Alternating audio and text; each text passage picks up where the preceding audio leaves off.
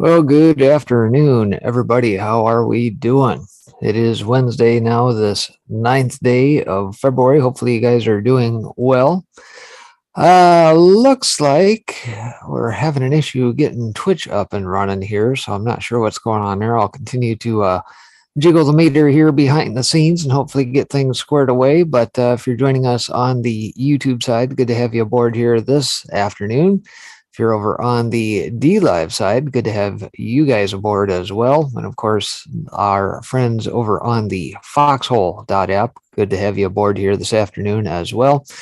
Like I said, I'm going to try and keep messing with Twitch a little bit behind the scenes and hopefully get this thing hooked up here shortly for folks tuning in over yonder.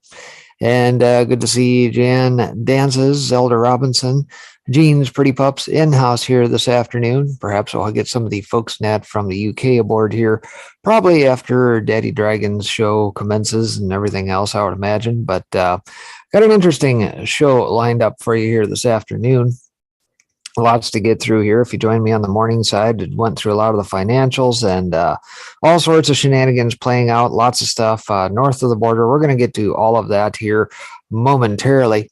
But let's see here. Let me throw that over. There we go.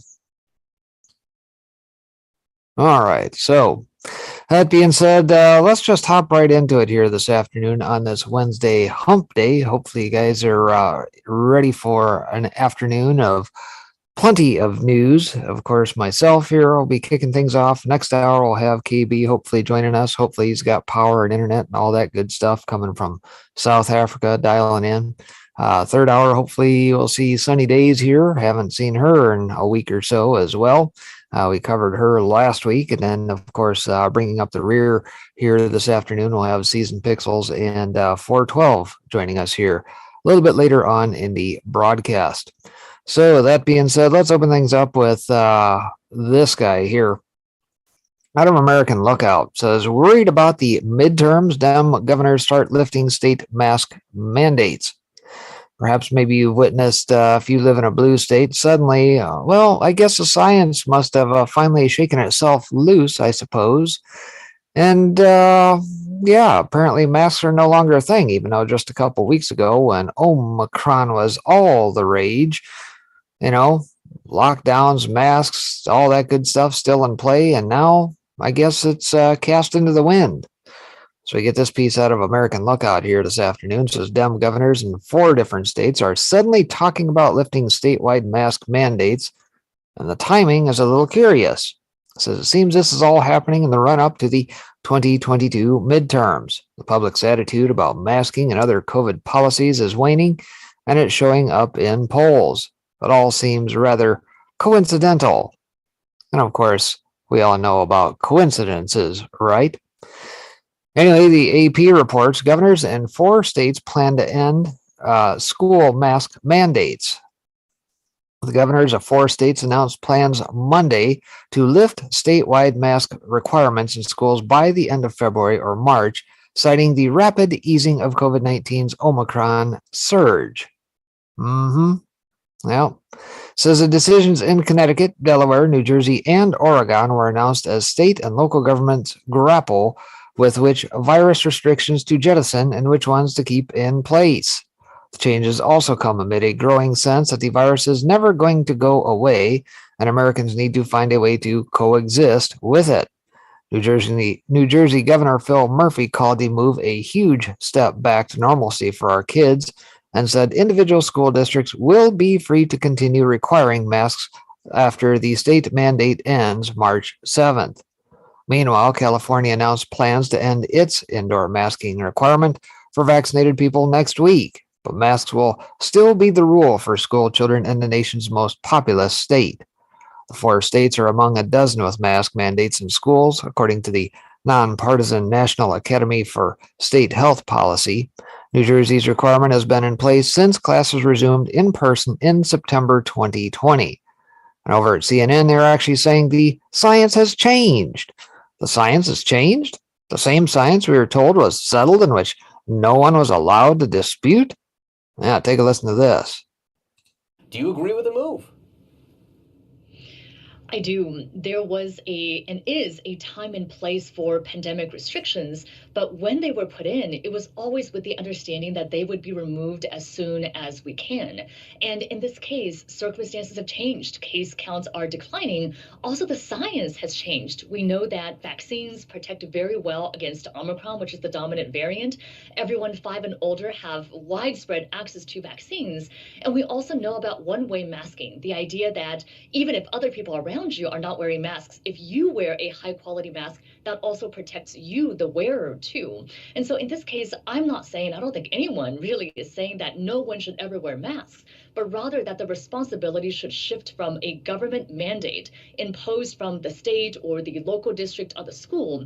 Rather, it should shift to an individual responsibility by the family who can still decide that their child can wear a mask if needed. Take New Jersey, the case in New Jersey, for instance. Their new case average is just over 4. Yeah, we'll cut that short there. How many of you believe this now? Science has changed. It's only been, a couple weeks ago, a month ago, Dr. Leanna Wen, she's been on her high horse, ruling from on high, saying the people shouldn't have rights to do this, that, and the other. And now all of a sudden, it should be a family's individual choice. I'm not saying that, but you just did months ago. Maybe there's some cut-ups out there already, kind of piecing these back-to-back pieces, Ned, of hers, diametrically opposed. But anyway, it's starting to look like this was never really about science. Yeah. Think, how about pseudoscience? How about political science? How about junk science? All the like, just like everything having to do with climate change. The science that fits their narrative at the time and whatever goals they have. That sort of science. So Tom Cotton, out of the Breitbart piece here, blasts the Democrat hypocrisy on masks. The science hasn't changed. There's an election coming. Well, there's one from the School of No Blankety Blank.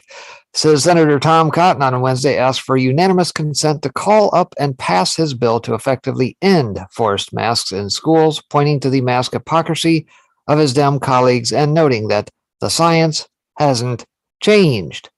For the past 2 years, our nation's kids have suffered. They've suffered socially, academically, and psychologically at the hands of the Biden admin and their political bosses in the teachers' unions, Cotton said on the Senate floor, explaining that children have suffered perhaps the most excessive, extreme, and suffocating COVID restrictions of any population in our country. Throughout the scamdemic, Cotton said, children became hostages for teachers' union bosses as schools remained shut down. And when children did go back, he said, children faced insane coronavirus protocols. While the Republican senator said some parents believe masks work, he ultimately said every parent should be able to choose whether or not to force their child to wear a mask. Kind of like what we just heard Flip-Flop Wen say here 2 minutes ago. But under the forced mask policies, parents have no choice at all, he said, noting the absurd policies have had severe psychological effects on our kids. It's all been by design, folks, in case you didn't know.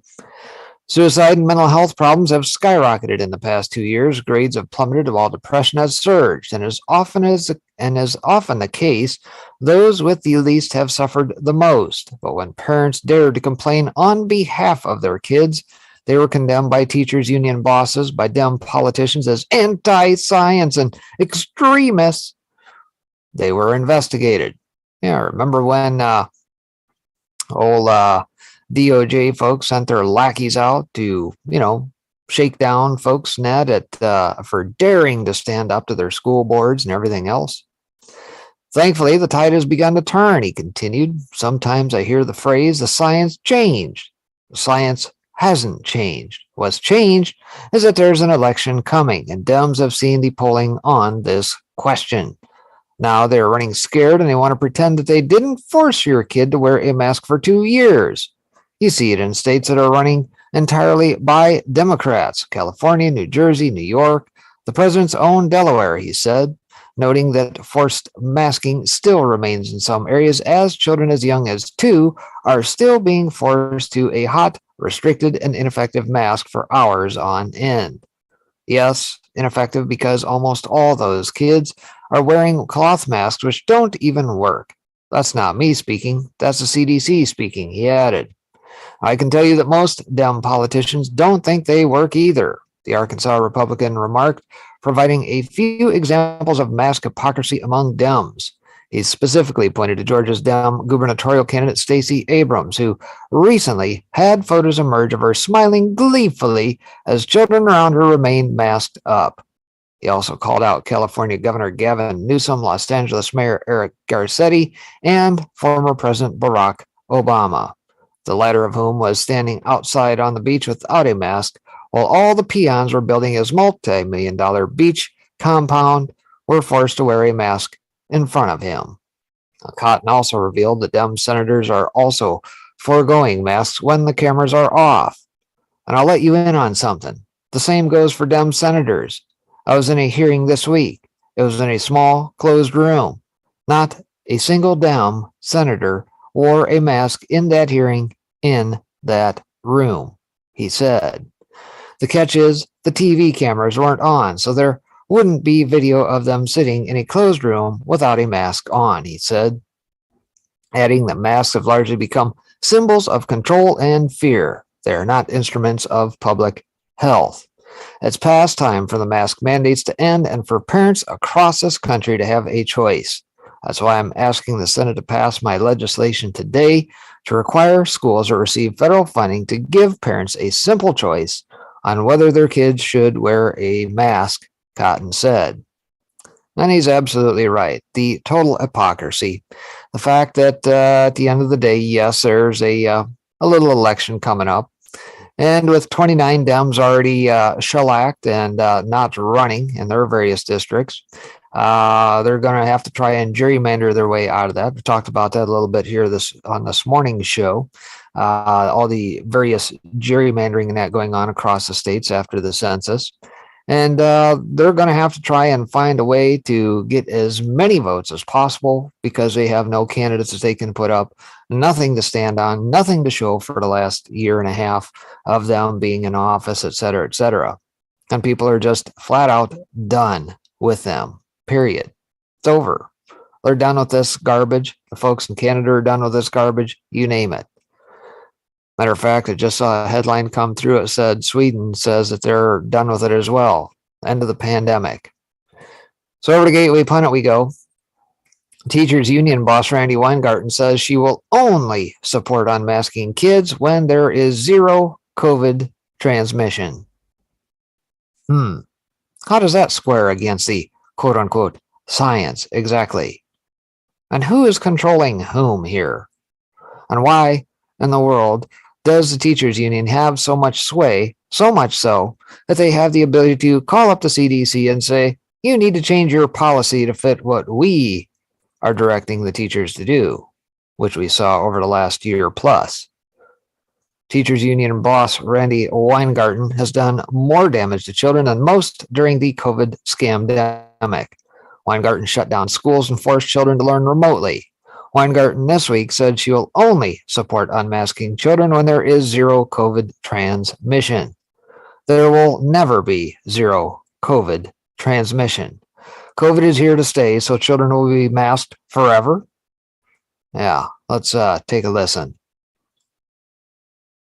Randy, we understand the concern over safety for teachers and kids, obviously, but take Chicago, which a few weeks ago the teachers were out for a few days. 90% of the teachers in that union there were vaccinated. So with those vaccination rates, what Dr. McBride just told us about masks not particularly being effective for children, what's the argument against taking off masks in schools? Well, the argument is that let me just say this. I am in favor of an off-ramp on masks. Right. In favor of an off-ramp. All right, so here we go. Let's lay out the case here. Let's hear your infinite wisdom, being you must obviously be a doctor. The real issue becomes: is the spread low enough so that there's no dissemination or transmission in schools? And it's not the teachers transmitting to kids. It's more kids, particularly in elementary schools right now. And so the question really becomes, do we have, that's why I like what Massachusetts has done, because what they've said is that on a school-by-school basis, they said if there's 80% vaccination rates, then those schools can lift the mandates. They can lift the mandates, no problem. But if it happens to be a red state where a governor has gotten in, say like Virginia, on the other hand, where they overturned mandates and said to the schools, thou shalt not mask thy kids up, well, then the schools have the ability to decide otherwise. And so the question, remember, Lucy is a doctor. I'm not a doctor. I listen to the doctors. That's right, you're not a doctor. Of what we should do. But the bottom line is, at the same exact time as this is going on, you got lots of parents who are still afraid. Oh, my word. So afraid. Yes, because you constantly fearmonger through outlets like MSDNC, Clown News, and everybody else, and the CDC and the FDA, which are now discredited. Nobody believes them. Nobody puts any trust or faith in them. Anyway, enough of this hot trash.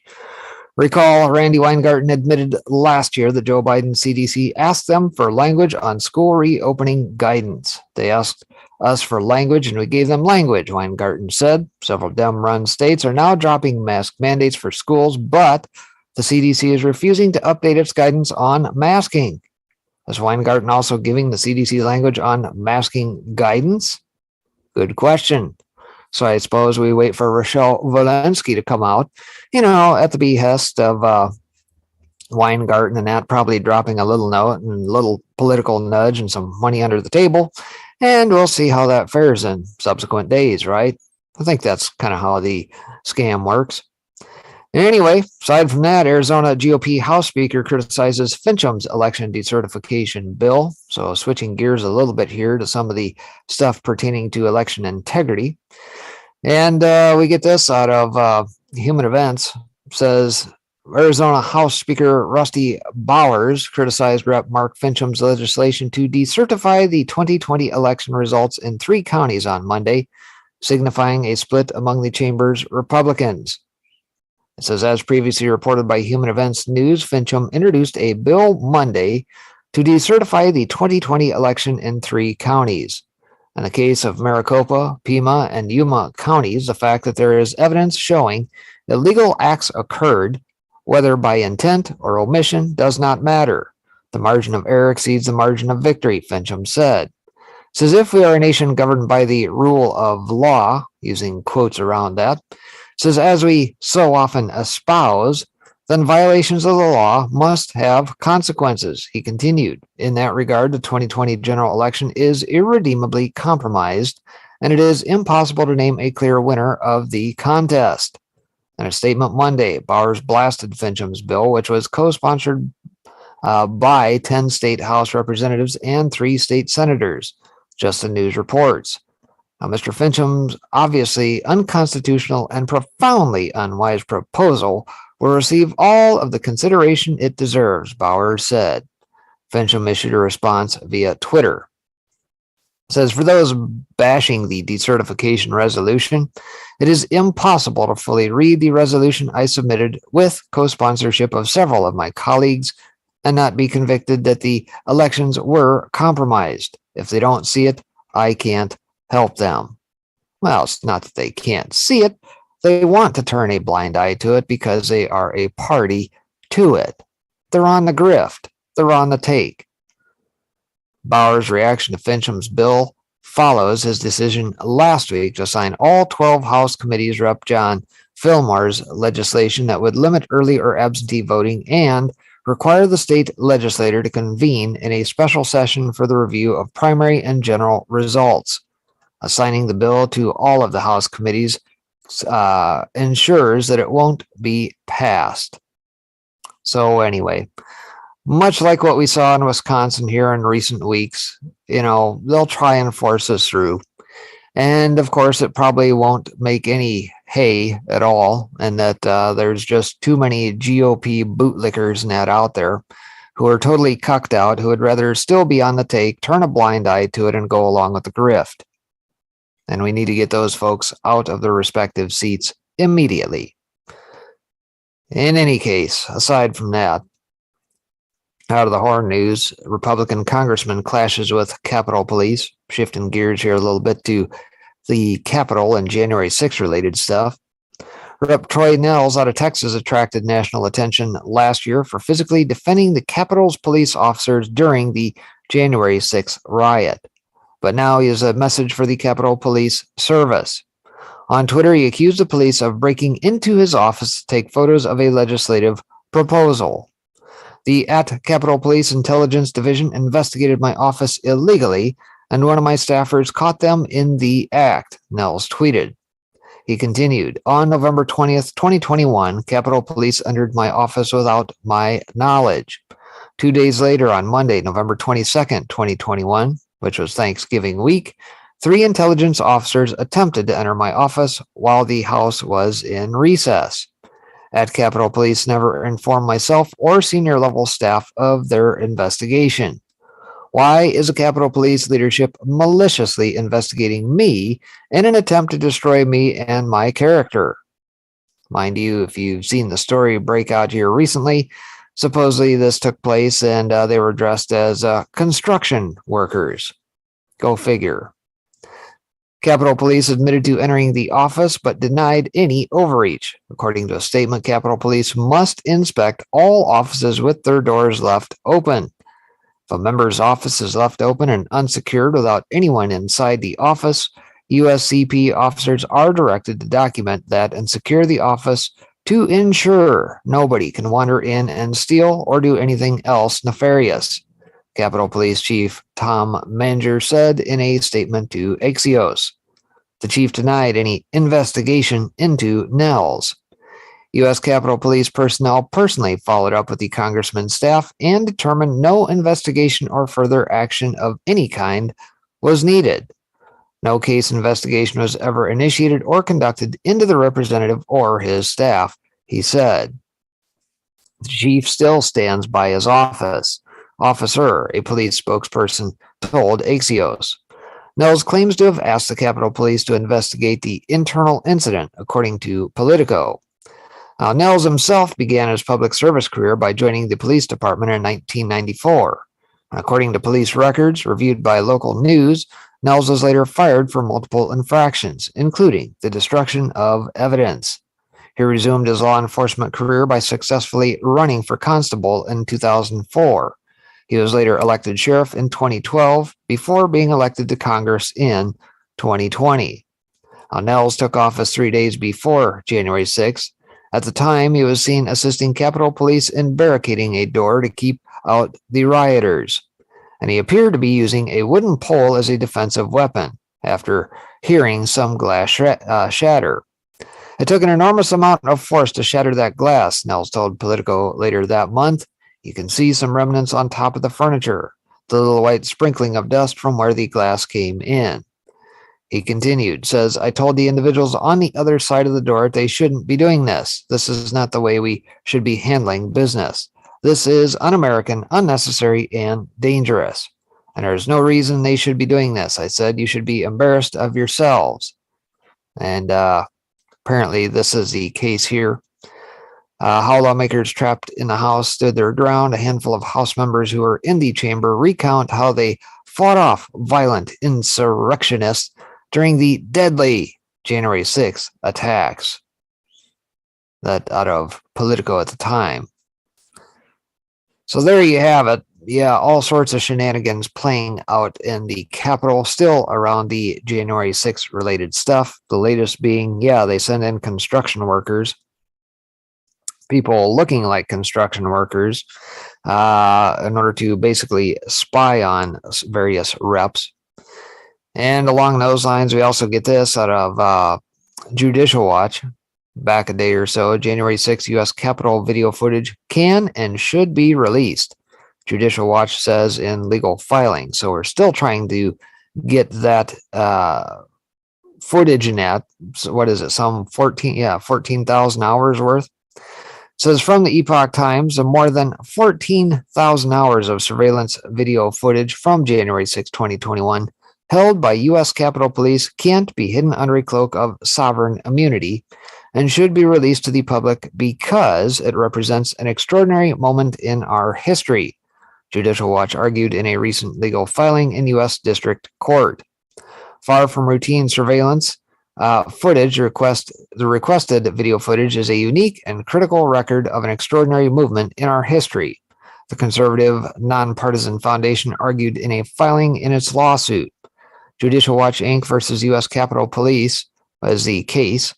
USCP recognizes this as a preserve the footage because of its undisputed legal and historical significance. It is a public record, Judicial Watch wrote. At least significant portions of it can and should be released. And we can pick up the rest of the story over on Epoch Times. We get the idea. At least Fitton and crew are on it, as they typically are. Whether or not anything will actually come of it is yet another story. Because obviously, I think the footage would clearly paint a different picture. At least not go so favorably for the narrative that has been constructed by the media, the politicians, and of course the sham crew of crony folks that they have put on a panel to try and quote unquote get to the bottom of this, right? So anyway, aside from that, out of big league politics, GOP reps Salazar and 6 others unveil amnesty bill for illegal aliens. So while everybody else is distracted with everything else, they haven't been able to get anything done by way of Build Back Better and infrastructure bills and anything along those lines, because people like Manchin and Sinema have kind of stood in their way. And of course, you also got the filibuster and that's a little problematic. But apparently they're going to try and slide this through now. Says Representative Maria Salazar and 6 other House Republicans have introduced an amnesty plan for illegal aliens amidst the largest wave of illegal immigration in American history. So who are these 6? We'll find out here momentarily, but don't you think it would be more wise for them to be, say, trying to shut down the border, perhaps? Salazar released her legislation titled the Dignity Act Tuesday. The bill would make the nation's 13 to 22 million illegal aliens eligible for green cards, and thus eventually American citizenship, so long as they adhere to a 15-year process that will be outlined below. Right, because obviously as soon as these folks come and they hand them the papers with all the attorneys and helping their cause, what's the first thing they do? Do you think they go to their various hearings net? Of course not. They run amok, have no idea where they're at. It's amazing how out of step Maria Salazar is with the Republican Party, and certainly the Republican base, Numbers USA Rosemary Jenks told Breitbart News. We are in the middle of an historic border surge, and her response is to propose the largest amnesty in history. The House Republicans co-sponsoring the amnesty are Dan Newhouse out of Washington, John Curtis out of Utah, Pete Sessions out of Texas, Jennifer Gonzalez-Colon out of Puerto Rico, Tom Reed out of New York, and Peter Meyer out of Michigan. You may want to jot those names down, or if you're in the respective states, you may want to give them a little phone call and voice your displeasure. Some notable lines of the bill include a provision that restarts border contracts and completes border barrier construction, as well as the introduction of 100% mandatory nationwide E-Verify to end hiring of illegal workers. The E-Verify portion, while considered in many circles to be a largely effective policy when curtailing illegal immigration, appears to contradict some of the proposed legislation's goals, and notably also stated the intention of giving dignity to people living in the shadows and providing a practical solution for the undocumented. The Dignity Act self-contradicted yet again with statements saying it ends illegal immigration once and for all and, quote, protects sick American workers and saves American industries, end quote. In reality, it appears to do largely the opposite. The same bill grants illegal aliens who have held a work permit for 10 years the ability to enter a 5-year program that will secure them a green card and eventually American citizenship. This is an unserious proposal by unserious people, Jenks said. There were over 2 million border crossers and illegal aliens who arrived at the southern border in the year 2021, Breitbart reported. Over 530,000 of those arrivals were released into the U.S. interior, and nearly 45,000 aliens were put on commercial domestic flights and flown into the country, often at no charge. And of course, who can forget the fact that, we constantly see these in the middle of the night operations, unmarked jets, contractors, not just doing their job, aided by our military, by the way, transporting illegals, dropping them off in cities, in your neck of the woods and good old Anytown, USA, in the dark of night just to be released and run amok in your Anytown, USA town. Perfectly cool, right? Anyway, again, citing who those six are: Dan Newhouse, John Curtis, Pete Sessions, Jennifer Gonzalez Colon, Tom Reed, and Peter Meyer. Look them up, get on the phone, let them know. Aside from that, parents, do you know what your kids are learning at college? Disturbing Sex Week events underway nationwide. Interesting piece out of Christian Broadcasting News here. It says many institutions of higher learning across the country are participating in Sex Week before Valentine's Day. Some of the events being held at the nation's colleges and universities this week to mark Sex Week include Sextravaganza, Freaky Friday, A Beginner's Guide to Pleasure, Condom Bingo, and more. Wait a minute. What happened to all the mask mandates, lockdowns, stay in your rooms, and all that? How is this possible? Jabbed up, all that good stuff. Fox News reports Ohio State University, University of Texas at El Paso, Tulane University in New Orleans, Hood College in Frederick, Maryland, and the University of California, Riverside are among the institutions hosting some shocking Sex Week events. For example, Hood College's Queer Student Union is hosting Condom Bingo, bingo with a Sex Week twist, according to the college's website. Listed among the school's Sex Week events, the college is also hosting a lunch and learn reproductive journeys of trans and non-binary people with Dr. Simone Kalish. Say what? Ohio State University is presenting a beginner's workshop titled Great Minds Kink Alike with Lion's Den. The workshop's description states it is designed as an introduction to all things bondage, dominance, submission, sadism, masochism, fetish, and more, while you can get hands-on with a variety of toys and gear. The Lion's Den is a sex toy store, according to Fox News. Another Sex Week event at the Ohio State is called Freaky Friday, A Beginner's Guide to Pleasure. The event will cover topics such as foreplay, communication, masturbation, aftercare, and setting realistic ideas of sex. The university's spokesman told Fox News that Ohio State has a deep and abiding commitment to free speech. Really? Unless you go against the grain. And of course, then all your little SJWs and that have to have their safe spaces and crayons and that to play with. New Orleans Tulane University is hosting numerous Sex Week events, including discussions of fornication and polyamory.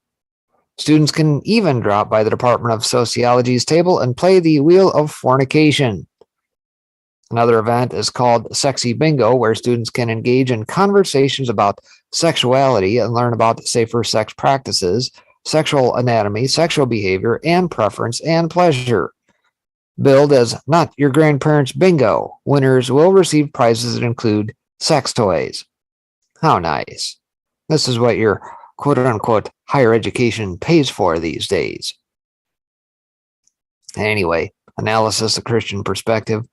Well, the Bible has a lot to say about sexuality, but the primary message is that God created sex only in the context of marriage between a husband and wife. Hebrews 13:4 says marriage should be honored by all and the marriage bed kept pure, for God will judge the adulterer and all the sexually immoral. 1 Corinthians 6:18 says flee from sexual immorality. All other sins a person commits are outside the body, but whoever sins sexually sins against their own body.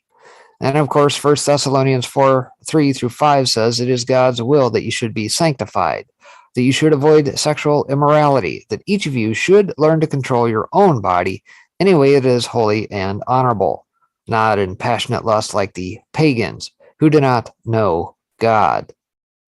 But what do you expect when we live in a godless society where anything goes? I mean, are we not effectively in the times of Sodom and Gomorrah yet again? So, again, that's what your dollars are paying for as you go to said universities, if by chance they're not locked down and holed up in a room like mini concentration camps. So, anyway, switching gears over to some north of the border news. If you guys have been paying attention to what's going on up in Canada, lots of activity going on. Personally, I've spent a lot of time watching various feeds of folks on the ground doing on-the-ground reporting. Viva Fry, let's see, who's some other ones? Ottawalks and Travel Fund 69, I think, are a couple of the channels now that I've been watching here in the last week plus. So kudos to those guys for actually getting the message out from various folks on the ground, as opposed to the CTVs, the CBCs, and everything else from the Mockingbird media and Trudeau country. So out of Rebel News says angry anti-freedom protesters try to stop Vancouver's freedom convoy. And says on February 5th, patriotic Canadians gathered across the country to attend convoys for freedom. Not everyone was pleased with the movement's focus on ending segregation and authoritative COVID-19 policies in Canada. While this includes a small but loud amount of counter-protesters who had made it their mission to come out and oppose Vancouver's freedom convoy protesters.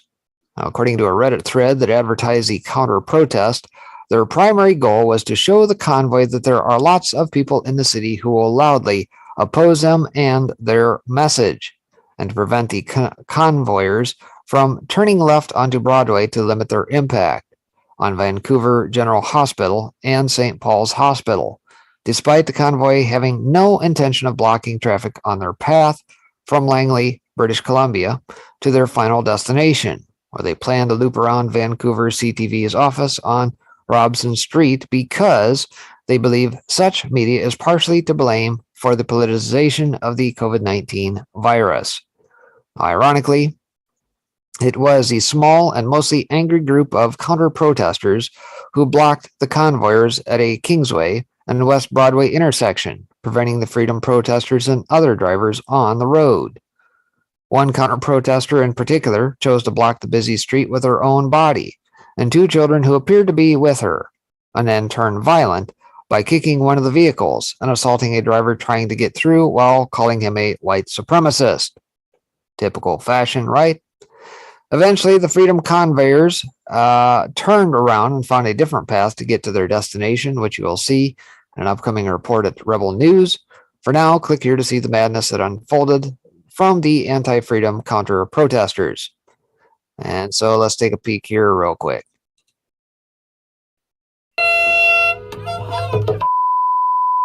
Get out of here! Racist, white supremacist! Dude! Sir, were you just assaulted by this individual? What happened? She banged her drum in my head, calling me a white supremacist. You're assaulting people, kicking vehicles, and they're just trying to go to a parking lot. Why don't you guys You guys are move, making this man? not peaceful. Just let this guy go. Move. Hi guys, how are you? Oh, get lost, How are you? Oh, Get lost. oh, that's not very nice. Scumbag. Scumbag. F racist.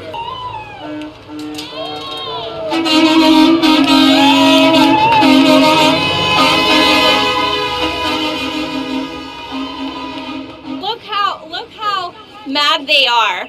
They think they care about hospitals, but this person can't even keep 2 meters away from me. Like, I understand 2 meters is hard to understand, but yeah, so yeah, that's a good thing. Second of all, look at this double standards. They are crybabies who are like, oh, honking is like audio terrorism, but then they were like, a few minutes ago, there's like more people, and they were provoking honking, and then they were cheering it.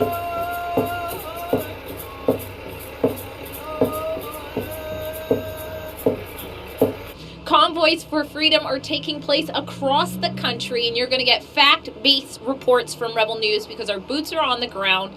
at convoyreports.com. I'm Drea Humphrey. I'm covering what went down February 5th in Vancouver's Freedom Convoy, and I'm actually just in front of some counter-protesters who are here to protest the individuals who routinely in Vancouver's Freedom Movement have always been peaceful. So you're not going to want to miss this report, and you're not going to want to miss any of them at convoyreports.com. Also, if you're new to Rebel News, you should know we rely on people like you to bring you the other side of the story, so you can also support the cost for our journalism across the country, including at Parliament in Ottawa. So we'll pause out there. It goes on for a little while, about 18 minutes or so. But yes, it is not just limited to Ottawa. Vancouver, obviously Coots and the border crossing and that over Montana way also affected. And here recently in the last couple of days, we picked up Detroit. Windsor area, the bridge shut down there, albeit some reports out here today say that it is open back up. It is not. And so it's going to continue until the government gets the hell out of the way. And of course, what did we see? None other than Trudeau run like a little biatch and run for his hidey hole. So anyway, Outbacker News, Jen Psaki's description of the Freedom Convoy movement is both hilarious and pathetic. This yesterday, White House Press Secretary Jen Psaki may have a firm grip on reality. However, she fails to show on a near daily basis during her so-called press conferences. And on Monday, Psaki was asked to weigh in on the Freedom Convoy movement spreading from Canada around the globe in protest of vaccine mandates. She had an interesting explanation for the uprising on behalf of people's basic human rights. I'll come back to that here in a moment. Says, so truckers in Canada last night shut down the Ambassador Bridge, which carries about a quarter of U.S.-Canada trading goods. A reporter asked, what's the administration's response to this action, and what steps are being taken to ensure the free flow of goods, and also any preventative steps being taken to address a possible blockade on the Michigan side of that bridge? And we'll get this from her. Says, well, let me first start by saying, I know there's been some suggestion, not by reporters necessarily at all, but that this congestion is related to the vaccine requirements. She said, it's not, I'm saying I'm going to get to the protests, but the protests going on across Canada, which have spread to a bridge, are leading to sporadic congestion and blockages, she claimed. Yeah, we'll let her speak it in her own words. That's always fun to listen to circle back. Thanks, Jeff. So truckers in Canada last night shut down the Ambassador Bridge, which carries about a quarter of U.S.-Canada trading goods. So what's the administration's response to this action, and what steps are being taken to ensure the free flow of goods, and also any preventative steps being taken to address a possible blockade on the Michigan side of that bridge? Well, let me first start by saying I know there's been some suggestion, not by reporters necessarily at all, but that this congestion is related to the vaccine requirements. It's not. I'm saying I'm going to get to the protests, but the protests going on across Canada, which have spread to a bridge, are leading to sporadic congestion and blockages. I would, just to go back to my point I was trying to make, is that across what we've seen with these requirements is across a range of industries, vaccination requirements have been implemented with no disruptions, have helped increase vaccinations. These requirements help protect more people from COVID, and there's been zero indication across these industries that they would lead to disruptions, including on this policy. We, of course, support, as you know, the right to freedom of speech and protest, but while we do see some of these congestion due to protests, it's just clear that these disruptions have broadened in scope beyond the vaccine requirement implementation. Beyond that, we are, of course, in touch with our Canadian counterparts, but I don't have any updates in terms of specific steps.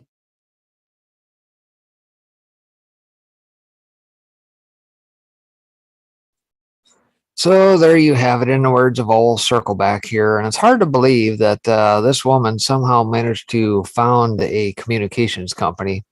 I'm not sure if you were to partake in a course of her company on specializing in communications, what exactly that would entail.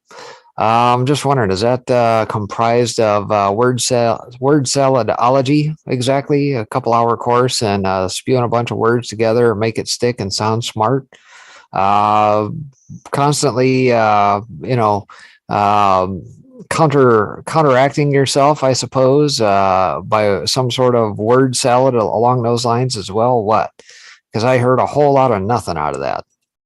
Anyway, If you want a Saki to English translation, yes, the vaccine mandates are not causing disruption. The protesters are causing the disruption. Huh. Interesting. Unfortunately for Saki, the tyrannical COVID mandate coalition is beginning to crumble across Canada as Saskatchewan and Alberta are ending mandates, and a revolt against Trudeau in the Canadian Parliament is just beginning. And that's absolutely right. I think it's likely going to spread. It's pretty well not contained, not much they can really do about it. Yes, so far they've managed to get a court order to shut down at least the horn blasting and that by the truckers, which was every 30 minutes for 10 minutes straight, causing the Ottawans living in the high rises and their little silos and that to lose their absolute minds. I saw some exchanges over the last several days of folks doing just that. So aside from that, we also know that GoFundMe had a little flap with them trying to get the money over to the truckers to fund said protest at the moment. So we get this out of Insider Paper. Texas AG now launching an investigation into GoFundMe after it shut down fundraiser for Canadian truckers.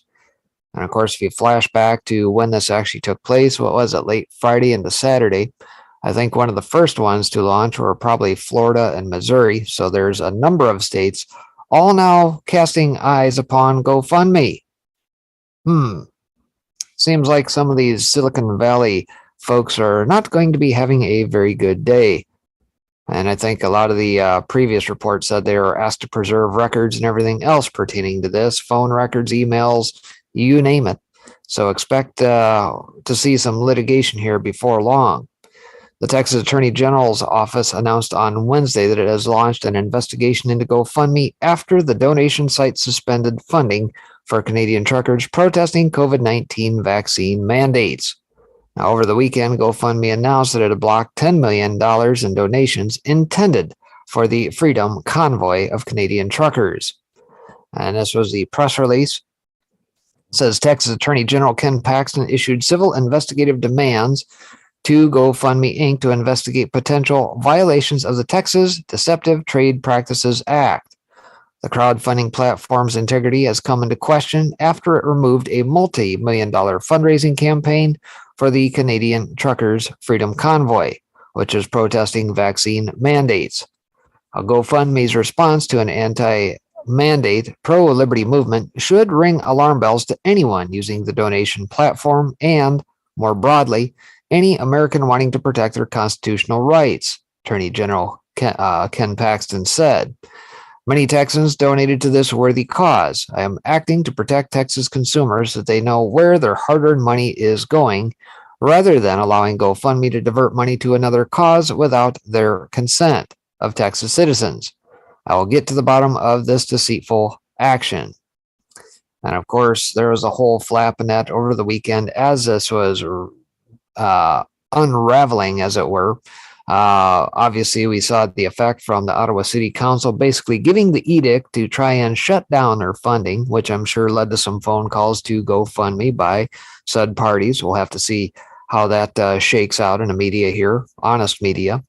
And of course, then in GoFundMe's infinite wisdom, decide, we're going to shove this into other organizations that we see fit. Because they work so well for BLM, Antifa types, things of that nature, to which there was much outrage.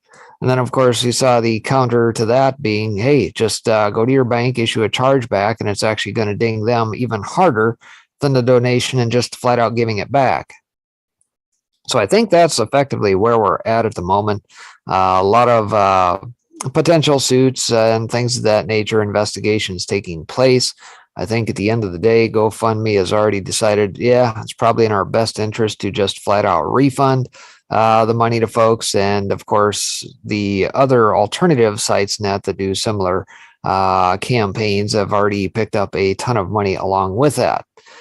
So Tucker Carlson ponders this as how long before protests like the Canada Trucker Convoy come here? Piece out of American Lookout here. Well, I think we kind of already know the answer to that, don't we? We've already seen some of these convoys, as they're come to be known as, freedom convoys, not only in Canada, We've seen them down in Australia. We're seeing them in New Zealand. We're seeing them in the Netherlands. We've seen them in Italy, Brazil. So chances are it's not going to be long. When exactly that is to kick off, to be determined. The last I saw, March 1st, March 7th, but I don't think that has technically been solidified as of yet that I'm aware of. So anyway, for a few weeks now, truckers in Canada have been mounting an extremely successful protest against vaccine and mask mandates. You know, the protest is successful because it's driving people on the left absolutely batshit crazy. I'll add that in there. Justin Trudeau and other Liberal Canadian officials have falsely accused the protesters of racism and every other ugly thing you can imagine.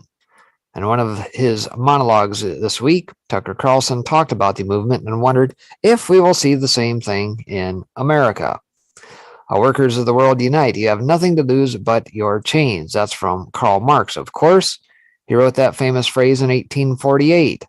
The weird thing is, it's pretty like that Marx himself never met an actual worker. Wait a second. He didn't spend a decade in a cotton mill witnessing the oppression firsthand? No, Karl Marx never spent a moment in a factory. He was a rich kid who became a journalist. Of course he was. But for more than 150 years, Karl Marx inspired generations of other rich kids who also became journalists to repeat his line or variations of it. Over time, workers became working men or working class, and then with feminism, working people or working families, but the idea itself never changed. Ordinary people, wage earners, are getting shafted, so they've got to unite. They've got to come together for protection and for dignity. This was the idea, of course, behind the organized labor movement. And every Democratic president from Andrew Jackson until now has made the very same point over and over again. The noble people of Scranton. You hear it even today. So Dems have repeated that line often enough. You would think they really mean it. Do they really mean it? Let's take the test. Here's how you know. Watch what happens when actual workers, working people from working families who constitute the working class, actually come together as a group to protest how things are going. So we'll let just a little of this play through. I'll drop the link out there if you wish to check the rest of the monologue out. Good evening and welcome to Tucker Carlson. Tonight, workers of the world unite. You have nothing to lose but your chains. That's from Karl Marx, of course. He wrote that famous phrase in 1848. The weird thing is, it's pretty likely that Marx himself never met an actual worker. Wait a second. He didn't spend a decade in a cotton mill witnessing the oppression firsthand? No. Karl Marx never spent a moment in a factory. He was a rich kid who became a journalist. Of course he was. But for more than 150 years, Karl Marx inspired generations of other rich kids who also became journalists to repeat his line or variations of it. Over time, workers became working men or working class, and then with feminism, working people or working families. But the idea itself never changed. All right, so let's skip ahead here just a little bit. Looks like that's repeating what I just covered here. Let's move out to about the 2-minute mark here. Give him money. Trudeau is not in Ottawa right now. In fact, he and his family fled when the truck drivers arrived, and they've been in hiding ever since. So when the revolution he has been calling for finally arrived, Justin Trudeau wasn't there to see it. He ran away in terror. Kind of sad. So instead, in his place, his friend Mark Carney has been speaking for him. Carney is a former Goldman Sachs executive who many believe will replace Justin Trudeau if Trudeau ever decides to give up power. In a recent op-ed, Mark Carney vented his rage at the impudent truckers in Ottawa and anyone who sent them money on the internet. Quote, yeah, shame on them. Anyone sending money to the convoy should be in no doubt. You are funding sedition. Foreign funders of an insurrection interfered in our domestic affairs from the start, according to Mark Carney.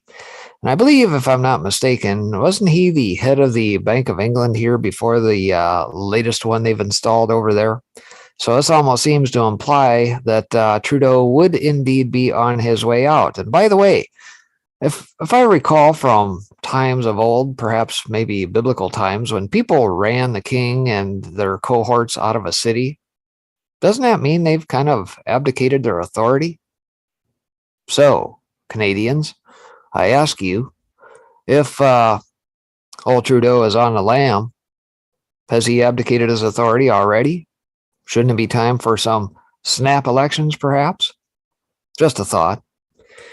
Anyway, you can check that out. The rest of it there after dropping the link. It looked like Tucker might have had a tough time holding a smirk in there for a second there, but hey, in typical Tucker fashion. Tucker makes some excellent points here, especially about the power of truckers. Everything in your local store was once on a truck. And if these men and women decide to stop doing their jobs, it would have a devastating effect everywhere. Our political leaders would be wise to remember that. Absolutely. Everything is hauled by truck from the ports, from wherever, in order to get to the store in which you drive to go pick up said goods and products. So anyway, yes, I do believe we will be seeing that here before long. So aside from that, Becker News says Ottawa Police Staff Sergeant resigns from position over Freedom Convoy mishandling. I'm guessing based on some of these daily Zoom chats and that they've been having with the press, the Ottawa City Council and that on CPAC and everything else up there, probably felt a little bit of pressure. And basically the other day, he stated, we don't have a policing solution. We don't have the authority to do stuff that you're wanting us to do here. Everything has been peaceful on the up and up. And the only thing that they can realistically do, and they tried to do and have done, is take the gas from them, which or fuel from them here as of late. And of course, they could try and cast a bad light on them, bring in some Antifa types and try and have the media happen to be there at the same time in order to manufacture something. But anyway, Ottawa Becker News says an Ottawa Police Staff Sergeant is resigning effective immediately, likely over political leadership's mishandling of the Freedom Convoy protest. The National Telegraph has just gotten word from a source inside the Ottawa Police that one of their staff sergeants has resigned from his position today, likely over a disagreement with the city's policing philosophy towards the Freedom Convoy, the National Telegraph reported. This is a major development for the Ottawa Police, as senior NCOs are the core of any police force, and enforcing anything without their leadership is extremely difficult, the report added. Source also said that there are unusually high rates of uniformed officers taking stress leave, vacation days, and sick days, the report noted. This is another indicator that people inside the police force are not happy with the directions they are receiving from their political leaders, the National Telegraph added. Trudeau's failed leadership is collapsing as even Liberal MPs are defecting to the anti-mandate side. Canadian provinces are beginning to revolt and ending their vaccine and mask mandates. Trudeau's coalition in the Canadian Parliament is even showing signs of crumbling, as a Liberal MP is announcing his defection from the pro-mandate side. Liberal MP for Louis Hébert, a suburb of Quebec City, Joel Lightbound, came out today and held a press conference about what he called the politicization of the pandemic, the National Telegraph reported. By the way, National Telegraph, are they part of the good or the bad press up there? I don't know. For perhaps some of you Canadians that might be listening in the audience, maybe you can give a thumbs up or down one way or the other. At this press event, Lightbound explained that he would not engage in these easy and absurd labels to smear protesters and believes the truckers and their supporters have legitimate concerns, he added. Lightbound explained at his press conference that over half of Canadians want the vaccine mandates and passports lifted. Over half. Now, wait a minute. Wasn't Trudeau just saying the other day, oh, this is the fringe minority that hold unacceptable views? Over half? Wait a minute. Democracy? Wait a minute. Something's not square in here. Liberal MP Joel Lightbound stands up to Justin Trudeau and perfectly explains why 54% of Canadians want vaccine passports and COVID mandates lifted. They're confused when they hear Dr. Tam state last week that all existing public health policies, including vaccine passports, need to be re-examined, and that we need to have longer-term, sustained approaches and capacity building so we're not in crisis mode all the time as we fight this virus. They're confused when they see the undeniable trend around the world whereby, for instance, the World Health Organization recently recommended dropping or alleviating many border measures, including vaccine requirements, as they've proven to be ineffective in fighting the propagation of the Omicron variant. That's the World Health Organization. They're confused when they see countries around the world like Ireland, Sweden, Norway, Switzerland, the Czech Republic, Israel, Denmark, Spain, and the UK, who have either dropped almost all restrictions or are fast moving in that direction. All countries, I note, with lower vaccination rates than us. Now, while folks are hearing and seeing all of this, they're left rightfully wondering, where the hell are we heading here in Canada? I think there lies the frustration. They feel there is no appetite from our government to adapt so as to reflect the changing data and the changing reality of the pandemic and of the world. They're worried that measures which ought to be exceptional and limited in time are being normalized with no end in sight, like vaccine passports, mandates, and requirements for travelers. They're worried because they feel it is becoming harder and harder to know where public health stops and where politics begins. Exactly that. And the science, right? Just like we talked at the onset of the broadcast here, the science did not change, just like Tom Cotton said. The fact that there's an election coming and it's politically inconvenient for a few folks based on polling numbers showing that these jokers are going to get shoved right out the frickin' door, well, that's a whole nother measure. So they got to concoct another narrative to cover the previous narrative that was all based on lies and obfuscation and deception and everything else to get us to this point. Another member of parliament, a conservative in the House of Commons from Manitoba named Raquel Dancho, laid into Trudeau in an impassioned speech for being so far behind other advanced countries in concluding that authoritarian COVID policies don't work. Pass on that one here momentarily. Says there are millions of Canadians, millions of them, that have been deeply ostracized from society, Dancho said. And when you don't listen to those people, they mobilize. And we've seen protests across the country for over a century, and rightfully so. We have the right to peacefully protest. And I would ask the protesters outside that they do their best and stay vigilant, to stay peaceful. But we're seeing other governments around the world step up with lower vaccination rates and say, look, we hear you. You've been traumatized. We're moving forward. Here's the deadline. This is the plan. No more mandates, no more masks, no more distancing. You can travel. You can live your life. You can hug each other again. Here's the date. This is the plan. Here's the threshold, she added. None of that in Canada. Absolutely none of that from the Prime Minister, she went on. People have been traumatized and are mobilizing because they need some hope. They need somebody in this house of privilege to come down from our ivory towers and say, okay, little people, we hear you. So sorry we've traumatized you for 2 years. We're going to step up and we're going to give you some hope. Here's a deadline. The member opposite is laughing, she noted. The people in this house are incredibly privileged, Dancho added. That member has kept his job. Thousands of Canadians have lost their job, and he's laughing about his privilege, his own privilege. What has he done to serve members that are marginalized during this scamdemic in his community, Mr. Speaker, but laugh at them in this House of Commons? Shame on that member. I would ask this government to do everything they can. I asked them this 2 years ago in the House. Go to the other countries, see what they're doing. What are the best practices, she went on. How is it that other highly advanced developed nations like the UK, Ireland, the Netherlands, Norway, Denmark, Germany, Sweden, Switzerland, the United States, how is it that they have all the same tools we have? They have all the economic resources we have. They've done. Their citizens have done all the work and made all the sacrifices. Why is it that those citizens get a plan for hope when we get back to normal, when we get our lives back, when the people go outside? You think they just want to be here, Mr. Speaker? Those people don't want to be here, she said. They want to be working. But that right was taken away from them. When is there going to be a plan from this Prime Minister? When is there going to be compassionate leadership to say, this is it.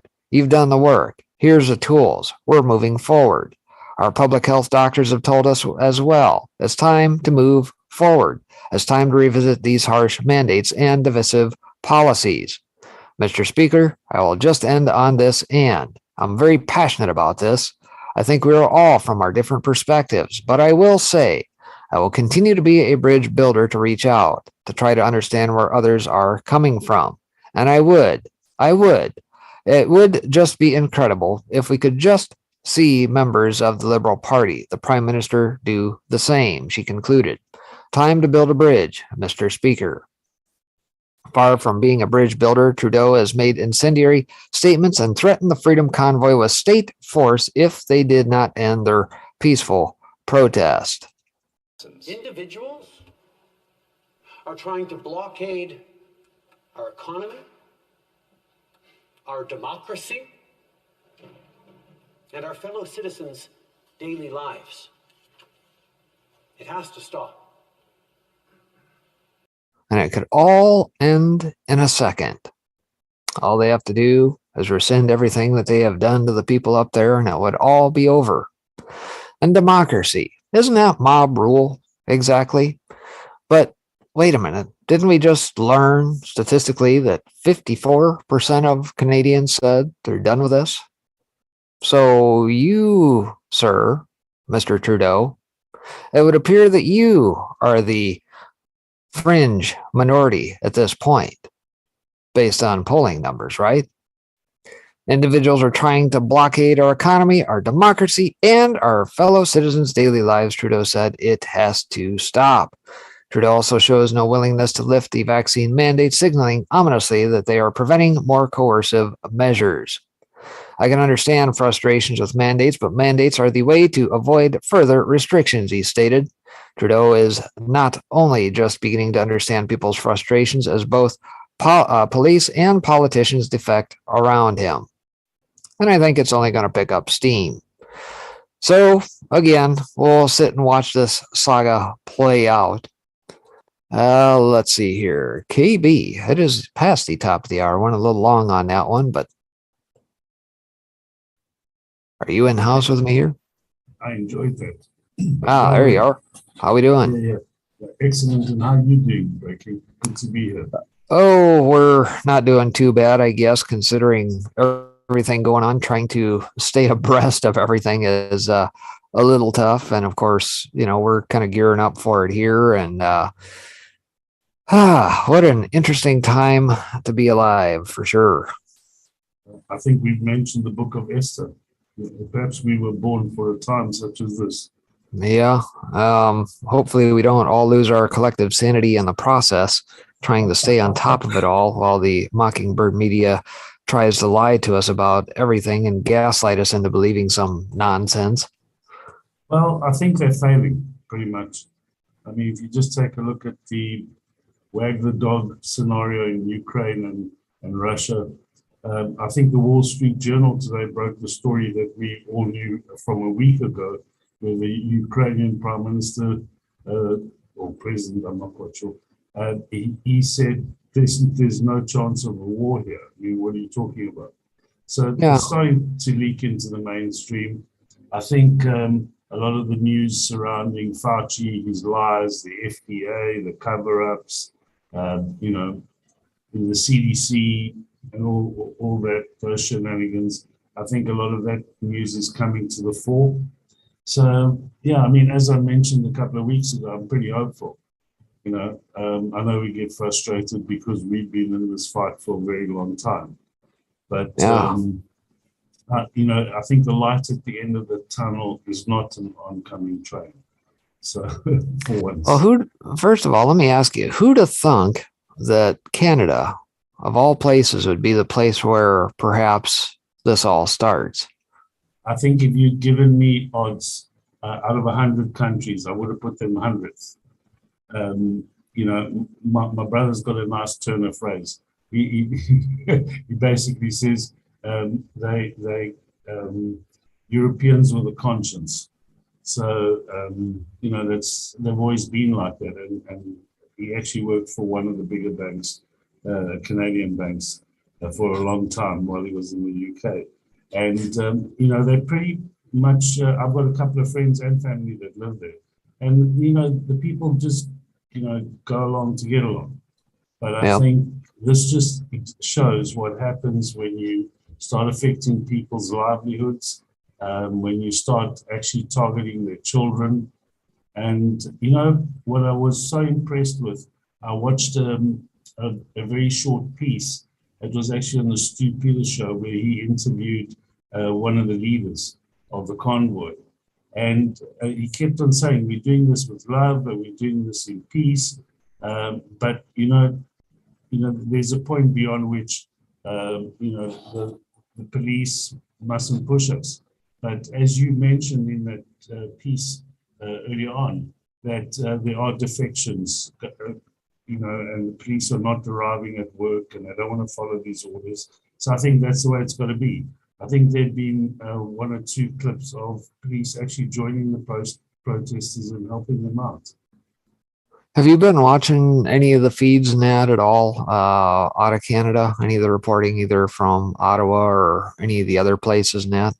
Yes, it's actually unbelievable. I believe that there are 2.3 million people in Ottawa. I mean, that's massive. Yeah. And people are giving each other food. There's kitchens operating full time. These people are not going hungry, let's put it that way. And no, unlike what the Mockingbird media says, they're not stealing food from the homeless. They have plenty of soup kitchens, as there, I suppose, maybe field soup kitchens and that set up. Matter of fact, even last night, one of the guys I was following, doing some streaming on the ground, walked up on a guy who had just, they were part of a group of folks who had just gotten about $1,000 worth of steaks that they were getting ready to grill up. Yes, and apparently there were about 15 elderly gentlemen that arrived there with a truck full of food. I mean, dishing out food. Oh, yeah. They were first. So, I mean, a lot, I think, in fact, they're feeding the homeless as well. Yep. One of the things that really made me chuckle was watching a couple of videos on how the police were trying to confiscate the gas and diesel. And then they just brought out the locals walking about with empty jerry cans, and so they weren't sure who to stop and what to confiscate. I thought that was amazing. Here's a story I didn't get to. Judge orders Ottawa police to return fuel taken from truckers. So all those Jersey cans and that the police walked off with, well, apparently the people, as a result of that, they says, how do they know what the hell's in these things? They started carrying them with water, empties. Everybody was carrying these things. And what are they going to do? Arrest 500 people all walking down a sidewalk carrying these things? It's ridiculous. Absolutely. And I think we're going to win. This is spreading worldwide, but slowly down here in South Africa, where everything seems to be in neutral at the moment. And I went to a function early on this evening, probably 100 people, and I was thoroughly impressed that there wasn't, and there were a couple of politicians about, and no one was wearing a mask. So I thought, wow, And on my daily exercise routine, I go on, I couldn't exactly call it a long jog or a hard walk, probably more like a stroll. That's pace. All right. Yeah.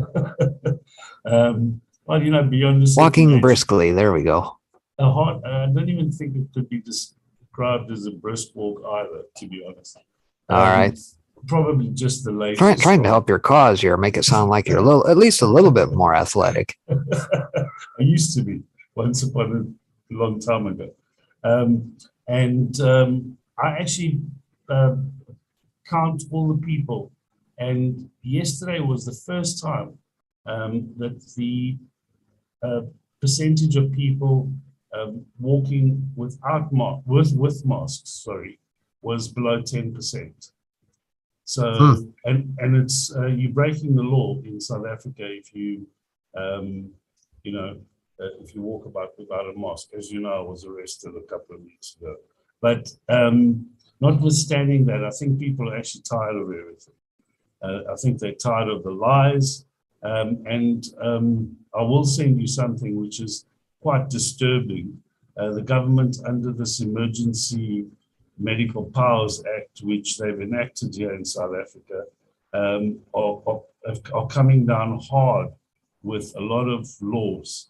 So you can virtually get arrested for any minor infringement, questioning the narrative, spreading misinformation, that kind of thing. And for me, it's a means of actually shutting down any kind of opposition to what they're doing, because they're still merrily pilfering, the coffers of the state. And you cannot believe the corruption. I mean, there's the political class are actually just organized crime on a global scale. But very much so. Yeah, I think virtually in every country.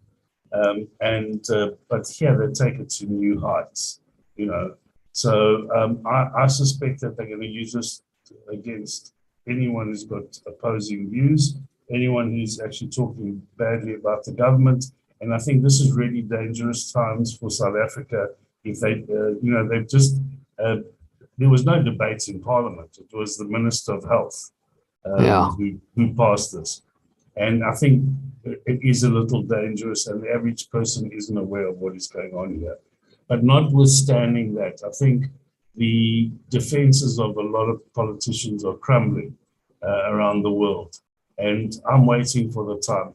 I actually sent out a message to a couple of friends of mine, and us, because one actually phoned to apologize to me for calling me a conspiracy theorist, which was quite refreshing, Yeah, it just comes with the territory, I suppose. Yeah, I said, I've never been a conspiracy theorist, ever. I said, I'm just an analyst who looks at things that don't make sense. But, I actually don't, I appreciate the fact that you actually picked up the phone and apologized to me. But my reward will be when these people receive a fair trial and they actually televise their executions. So, yeah, I mean, who knows?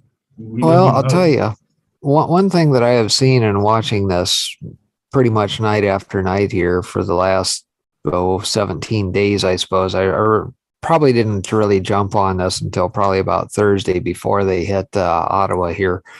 And the boots on the ground reporting in that has been fantastic, in that they've caught some various people and just had very frank discussions with them that are out there.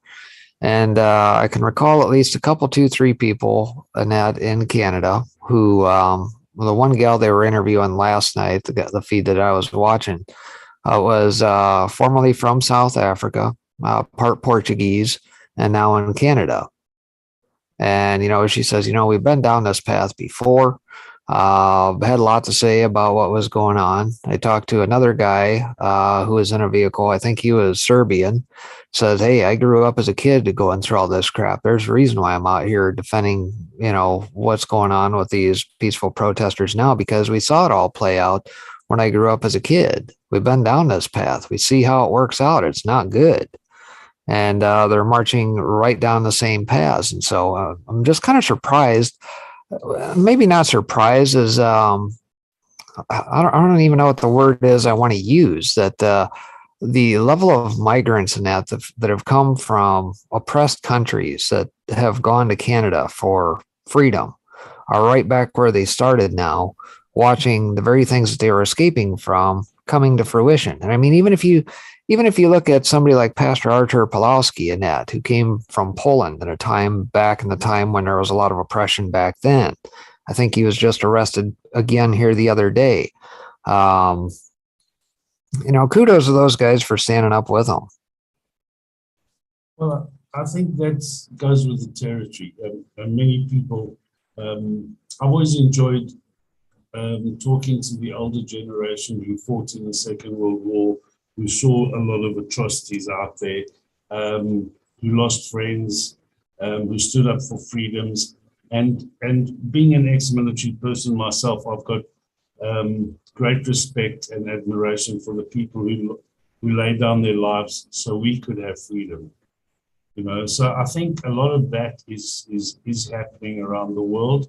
And more recently, like that Serbian that you mentioned. I mean, during the 90s, thanks to Clinton and that lovely prime minister that they had in the UK, Tony Blair, those warmongers, what they did in Kosovo is despicable.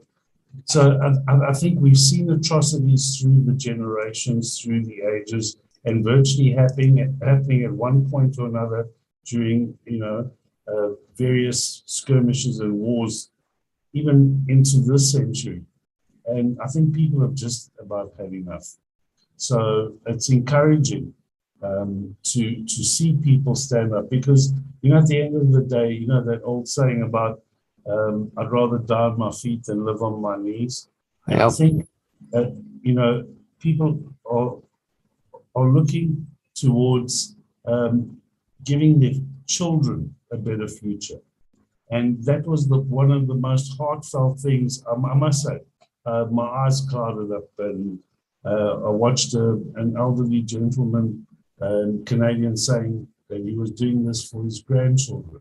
It really, it came from the bottom of his heart. So, I'm proud. Kudos to the Canadians. Proud of them. Wow. And I think it's our responsibility from the worldwide patriots out there to support them in any way we can. I went and had 100 T-shirts printed, and I've just been giving them out, for those who are unaware. Support the truckers. And as you mentioned earlier, it's encouraging to see that some of these things are happening. I'm surprised that it didn't happen sooner in the US, and I believe that there is a convoy starting on the 1st of March, if I'm not mistaken. Yeah, either the 1st or the 7th are the dates now that I saw kicked out. I don't know if that has been technically solidified or not, based on some of the groups net that I'm watching closely here. But rest assured, yes, that day is coming. Tucker Carlson, whether he knows or not, pondering whether or not it's going to happen here. Yeah, of course it's going to happen here. And, we're going to have to suffer a little bit for a short term here for long-term gain. People are going to have to probably go through a little bit of hardships in this time. And again, the thing that I always bring up and warn people about is this very scenario playing out, and make sure you get prepared now, because it could be that we may be in a scenario where for a period of, 3-4 weeks, maybe 6 weeks, 3 months, who knows, however long it takes for this to shake itself out till the people have finally awoken and seen the light and had enough, the things will start to revert back to normal, and, start seeing food on the shelves, people helping each other out again, that sort of thing. So I don't know, KB, I guess, what's your take on South Africa even getting groups together and doing something very similar, like what other countries have done with New Zealand here as of late, the Netherlands, Italy, and the like?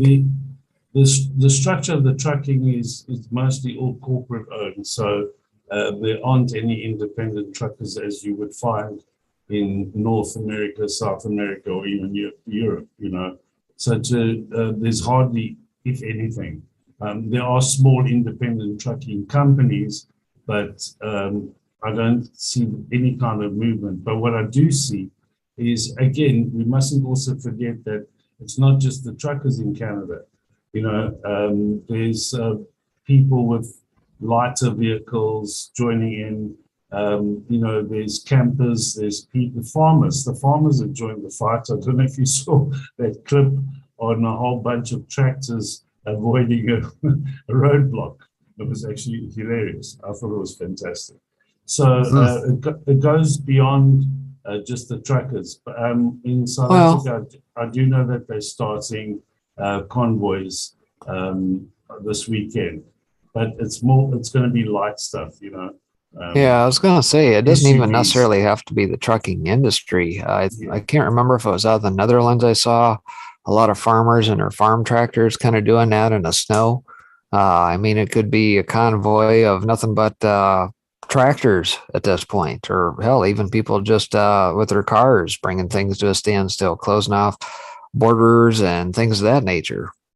I had a meeting on Tuesday with a whole bunch of small farmers that are giving up a couple of hectares of land for people that may need it. People are starting to actually utilize it and starting to grow food a bit late. It's something that we were trying to push a little earlier. But South Africa's probably got, there's a group called Suidlanders, which is a Dutch, it's a Dutch word, and it basically means Southerners. And I believe, and I have yet to verify it, but I believe it's the biggest prepper group in the world. So, they're very, very well organized. I've got links into them. I'm not part of it, but I'm interested to find out a bit more about them. They're very well armed, even have 1 or 2 military planes. So they were instrumental in actually calming down the riots that we saw 6 months ago in South Africa. Because suddenly call it the Antifa mob that were really encouraging this stuff. They hit a wall because they seemed to forget that they couldn't confiscate all the guns in South Africa and that the public was very well armed.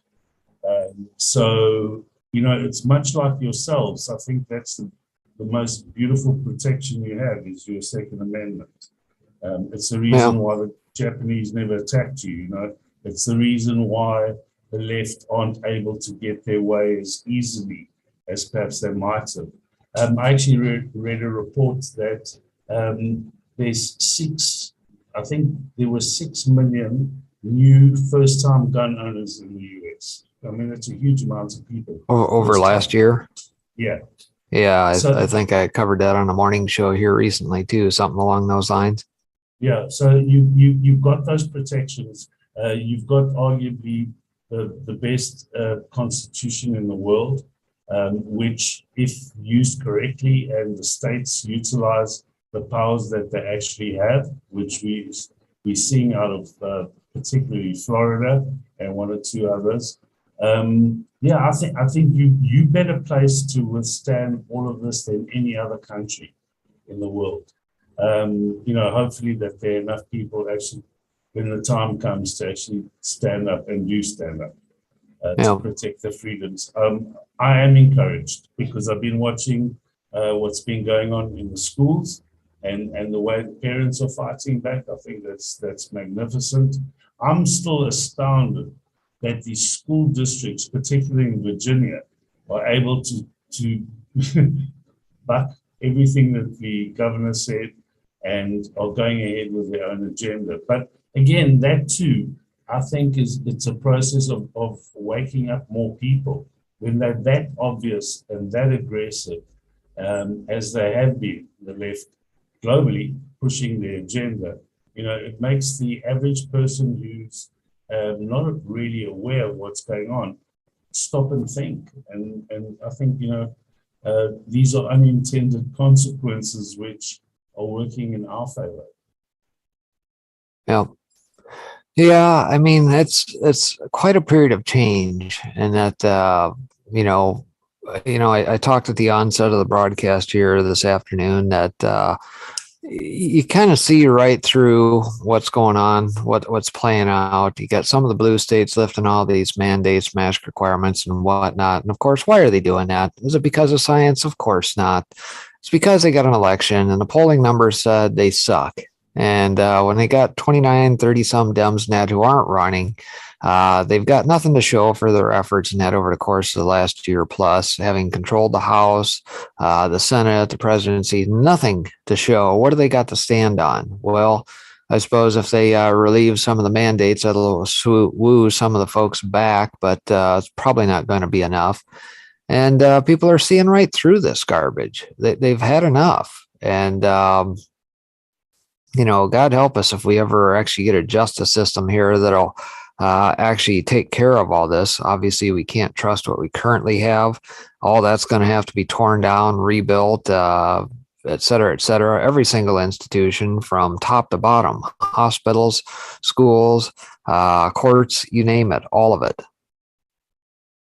I think it's a global thing. There has to be a cleansing. It really, really does. An enema of sorts. Yes. Forced. Yeah. I Well, don't think anyone takes one. and of not a those very willingly. polite one either. Yeah, no, I think it's the time for being polite's over. And I think we have to follow through. It's about justice. It really is. It's not about being vindictive. It's not about being persecuting. It's about bringing people to account. And I think, we have to do that. Yeah. It And looks like that. look what we see playing out here as of late, right? The shifting narrative. You see Circle Back, Psaki and company trying to shift blame and say, well, we're not the ones who were instituting the lockdowns. We weren't even for the lockdowns. No. That was all under DJT. They're already trying to shift blame. And the one thing that I'm fascinated by is that the media globally, my brother lives in the UK and he was pretty pedestrian about plenty of stuff, but he lately has got really angry because he's very aware of what's going on. And he just said, what is going on here? The media is not showing what's really going on in the world. And I was a bit harsh. I said to him, well, hello, I've been trying to tell you this for the last 25 years. But nonetheless, there are people like him, and he's a family man who wants to just, feed his family, put a roof over his head, send his daughters to a good school to get educated. And now we're seeing those kind of people stepping up and saying, okay, that's it, no more, and being quite vociferous about it, which is interesting and perhaps long overdue, but better late than never, I guess. Yeah, I agree. And I mean, what better way to awaken people out of their slumber than right now, right? I mean, they're kind of being forced into this where many of us probably saw this many years ago. We came to our own grips with things going on, whatever led us to that years and years and years ago. But now these folks are kind of being forcefully shaken out of their slumber in order to see the shenanigans not playing out, right? Because like in your case, he said, why is the media not reporting this? Well, gee, do you not understand that only 5 corporations control 90% of the media you read, hear, or watch? What have you been doing the last several years? Not paying attention to the fact that all these consolidations have taken place, further centralization all along the way. And the same is true of Silicon Valley. They don't want you to see this on your social media. I think that's actually getting to a lot of people who perhaps are liberally minded. I mean, I think things like Joe Rogan, what's been going on there, that's gone viral outside of the US. Yeah. Really, I mean, I was quite fascinated that so many people in South Africa knew about it, It was encouraging, again, I use that word, saying, well, there you go. You've got a chap, what's the other one that I quite enjoy? He's a liberal guy who's been doing a lot of podcasts. Where's the Skull Cap? Well, his name will come back to me now. And he's been traditionally on the left, but he's put out some really good stuff, I think 412 mentioned him also a couple of weeks ago. But we're starting to see middle of the road, perhaps people inclined to the left actually starting to stop and ask questions. And that's healthy, and I guess it's our job to actually, say, well, I think you're right, and perhaps you should look in this direction too. So there've been a lot of things happening, and they pushed their agenda too quickly. It's almost as if they were running out of time. I think it has been by design, right? Because of DJT kind of, and we knew that from the days of Q that, he kind of thwarted the 16-year plan. And of course, as a result of that, this little bump in the road that they called it, you remember Trump was jump jetting from country to country back in 2017 there for a while, and who was trailing him all the way? Every time that he jumped in a country, somebody was trailing him saying, disregard all that. We're going to get things back on track here. Just bear with us. And the likes of him and John Kerry and, everybody else trying to reassure countries that we'll get things back on track. This is just a small blip. We're going to have to endure for a little bit. And things quite haven't gone as planned. You know, the one phrase that we heard so many times, or read rather, on the post was, don't interfere with the enemy while they're destroying themselves. Yeah, they do a pretty good job of it, don't they? Yeah. And at the time, I was kind of, no, but there's got to come a point that you've got to, push it. But, they've played it correctly. Let them destroy themselves. It does take time. None of this could have happened a year ago. No, I think you're right. It's probably taken to this point 2 years of this nonsense. And, whether you believe these variants or not, whether or not you believe the thing had been isolated or not, all throughout this exercise, I think that as we've gone through the Delta, now the Omicron, to me, it almost seems like Omicron had to have come from the opposite side, and that it became, all right, let's say, yes, it is highly transmissible, but less lethal, as is the case with every variant in history of anything. It never becomes more deadly like the media reports. It always becomes less lethal, but more transmissible. But in that, in and of itself, what happens as a result? Well, you build up the necessary antibodies to be able to fight off any sort of whatever may come in behind it. So it's almost like Omicron became a self-directing inoculation, if you will. Yes, it's a kind of a vaccination in itself. Yes. Mm-hmm.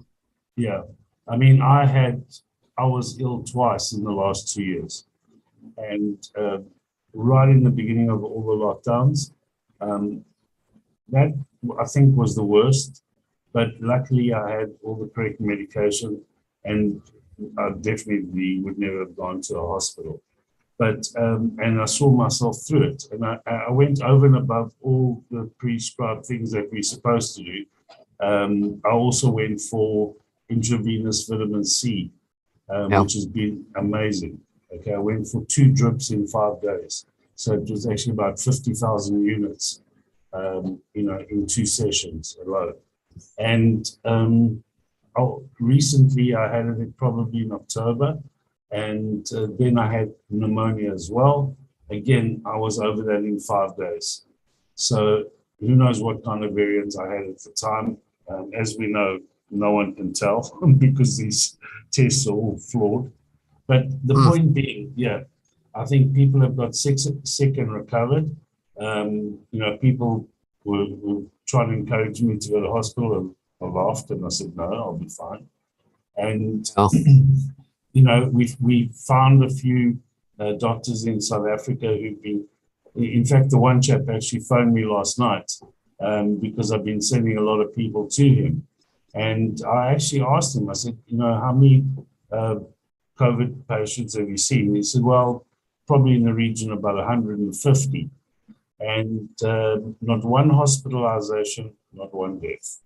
Yep. So, with the correct medication, none of this should have happened. And I guess if I can just add one thing, what will wake a lot of people up is the ones who lost loved ones, when they actually understand that there was malfeasance and to a large extent, their loved ones were murdered by the system. And I'm being kind when I say that because I think it was, much more nefarious than that. But suffice to say that the system murdered their loved ones and they ended up dying alone. And for what? And to what end? So I think that's another point of awakening. Well, and to that end, we're going to have to deal with the ramifications of this for quite a period of time after.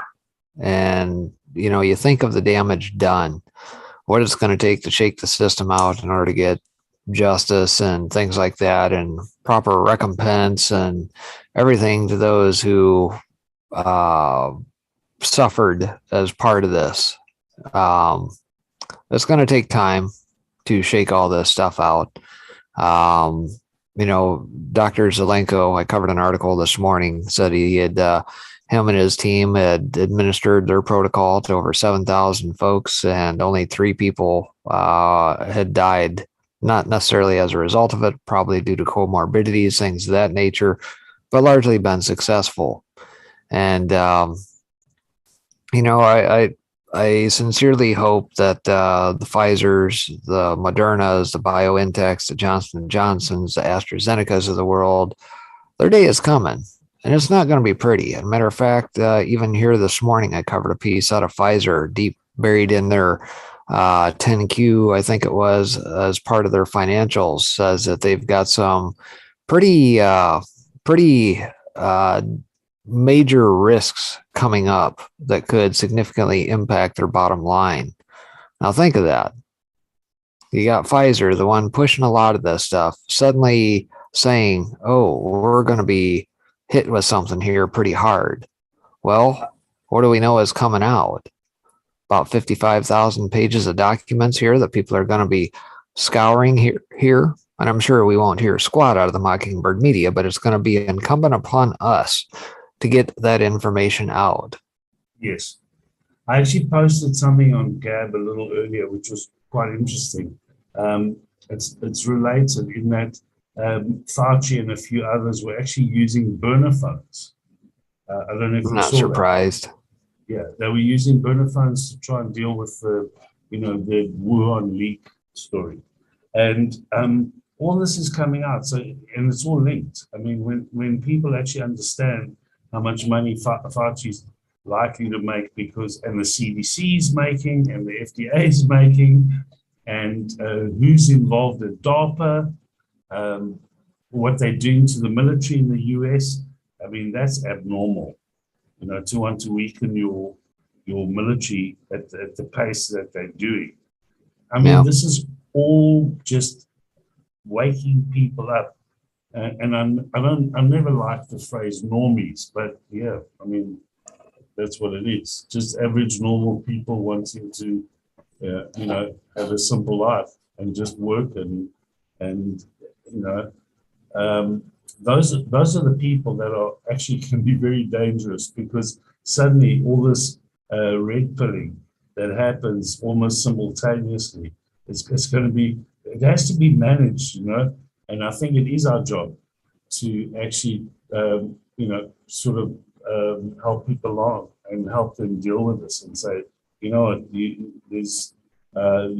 angry and you've got every right to be angry, but we have to focus on sticking to the rule of law, and I think that way we gain the high ground. Well, I don't disagree, but again, it's going to take time. I know people want results. We've been talking about it now for no less than 4 years, since 2017, when we had our helper behind the scenes kind of guiding us and semi-directing us in a Socratic method, ask questions, things of that nature. And we are the news. Yes, I think a lot of us are prepared for that. And it comes with responsibility at the end of the day. We owe it to the people to get the information out in a timely fashion. The Mockingbird media has failed that miserably. They've abdicated their duty. They are no longer reputable. They are no longer trustable, along with every institution. And for all intents and purposes, for this Agenda 2030 business that they wish to impose upon us, those days are numbered. And this technocratic, socialistic, authoritarian society that they want to enslave us with is not gonna bode well. People are seeing that up in Canada. They're seeing it worldwide. People aren't going to tolerate it. Well, in other words, we're not going to take it anymore. No, we ain't. I love that song. And to that end, there's a politician who's a so-called conservative in the UK called Michael Gove. If you see what he's tabled as a set of principles, I mean, you can see right through it. He's Virtually every single sentence starts by 2030. This is what we intend doing, and there's so they either tone deaf or desperate to keep on pushing the same garbage through and through and through. So I think the boiling point is almost here. Yeah, and I don't know. Do you watch Cliff High by chance? No, I haven't. All right, so maybe you need to take a look at him. He's got a channel over on BitChute, Okay. and he kind of gets in. Oh yes, I've seen him. He's the health guy. He's a guy out in the Northwest. I think he's up in Washington. Yes. Kind of an older guy, ex-military, specializes in intelligence and analyzes the crap out of all the data net that he pulls. I've seen one of his shows. Yeah. Yeah, he was also. I think his video was part of what became part of Devolution Part 15 with Patel Patriots piece there too. If you read all the way to the bottom, and I watched them. Didn't they do a podcast together? Yeah, they did shortly after Devolution 15, before 16 came out. That's what I watched. But yeah, he's got some interesting predictions, Ned, coming up here, and I take some of it with a grain of salt, but some of it I see manifest through even the stuff that I follow. And, I think probably over the next 4 to 6 weeks here, we're going to see some pretty interesting changes. I think people probably need to be prepared, and, it's going to be hectic. It's going to be nerve-wracking. It's going to be turmoil, but I think we're going to hit smooth waters before long. Let's put it that way. There's a young bloke that I used to be, well, he's quite a bit younger than me, but he was in the military shortly after I was, and he's also similar training, military intelligence, etc., and quite awake. And he was actually just saying to me that his timelines are actually virtually now. March, where he sees a lot of things happening because he analyzes data in his own particular way. And I agree with that. I think we are going to go through this period, but I think that's when we have to step to the fore and actually tell people it's okay, and being without Wi-Fi for a week is not the end of the world, So I think our forefathers went through a lot more hardships than what we did. And I think it's incumbent upon us to actually perhaps not guide people, but, just help them get through that period and knowing that, it's not so bad.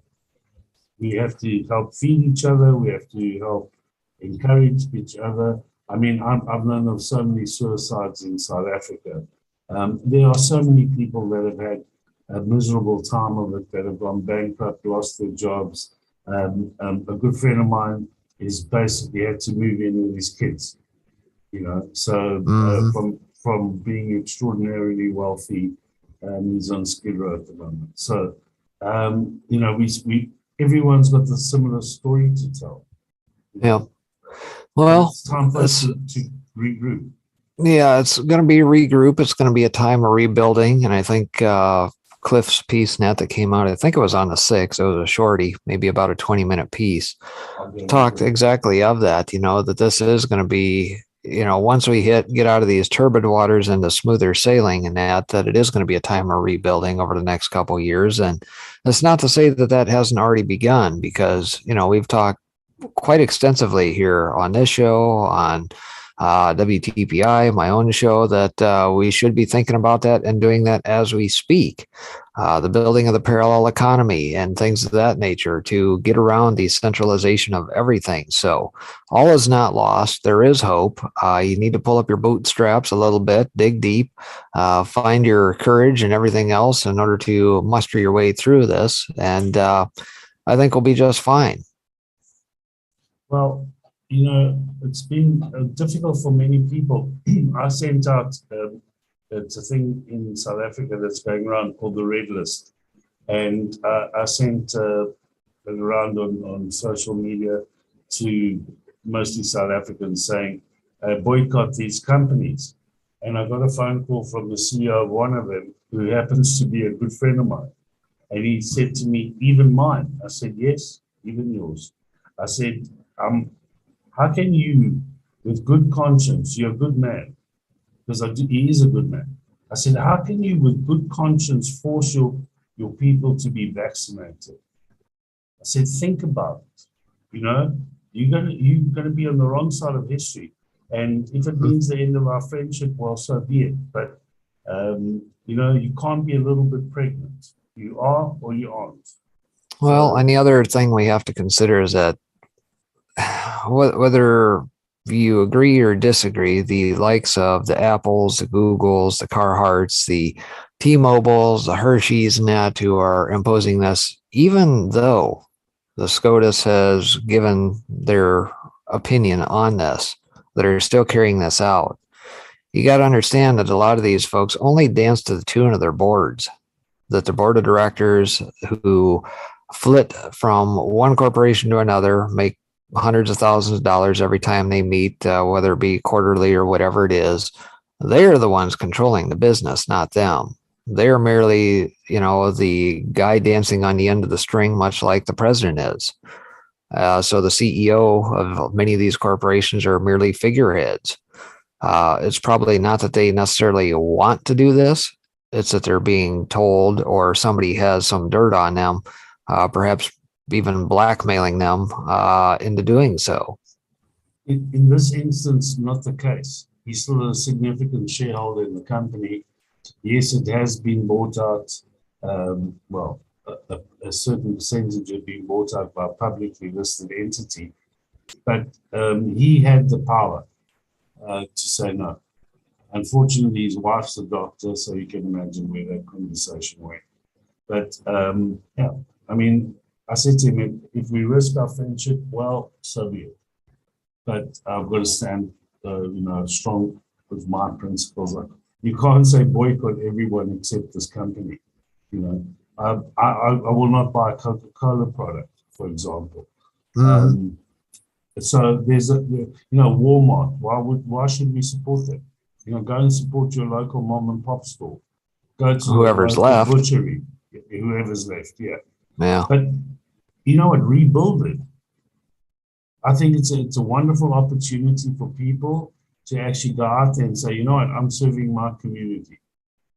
And I think we'll get to that point. I absolutely do. I think each and every town across the states here that has been hollowed out by big corporations that once had vibrant main streets of various shops and barber shops and beauticians and things of the like, I think those are all going to be reborn. You know, the likes of Walmart and places where we import cheap crap out of China, those days are going to come to an end.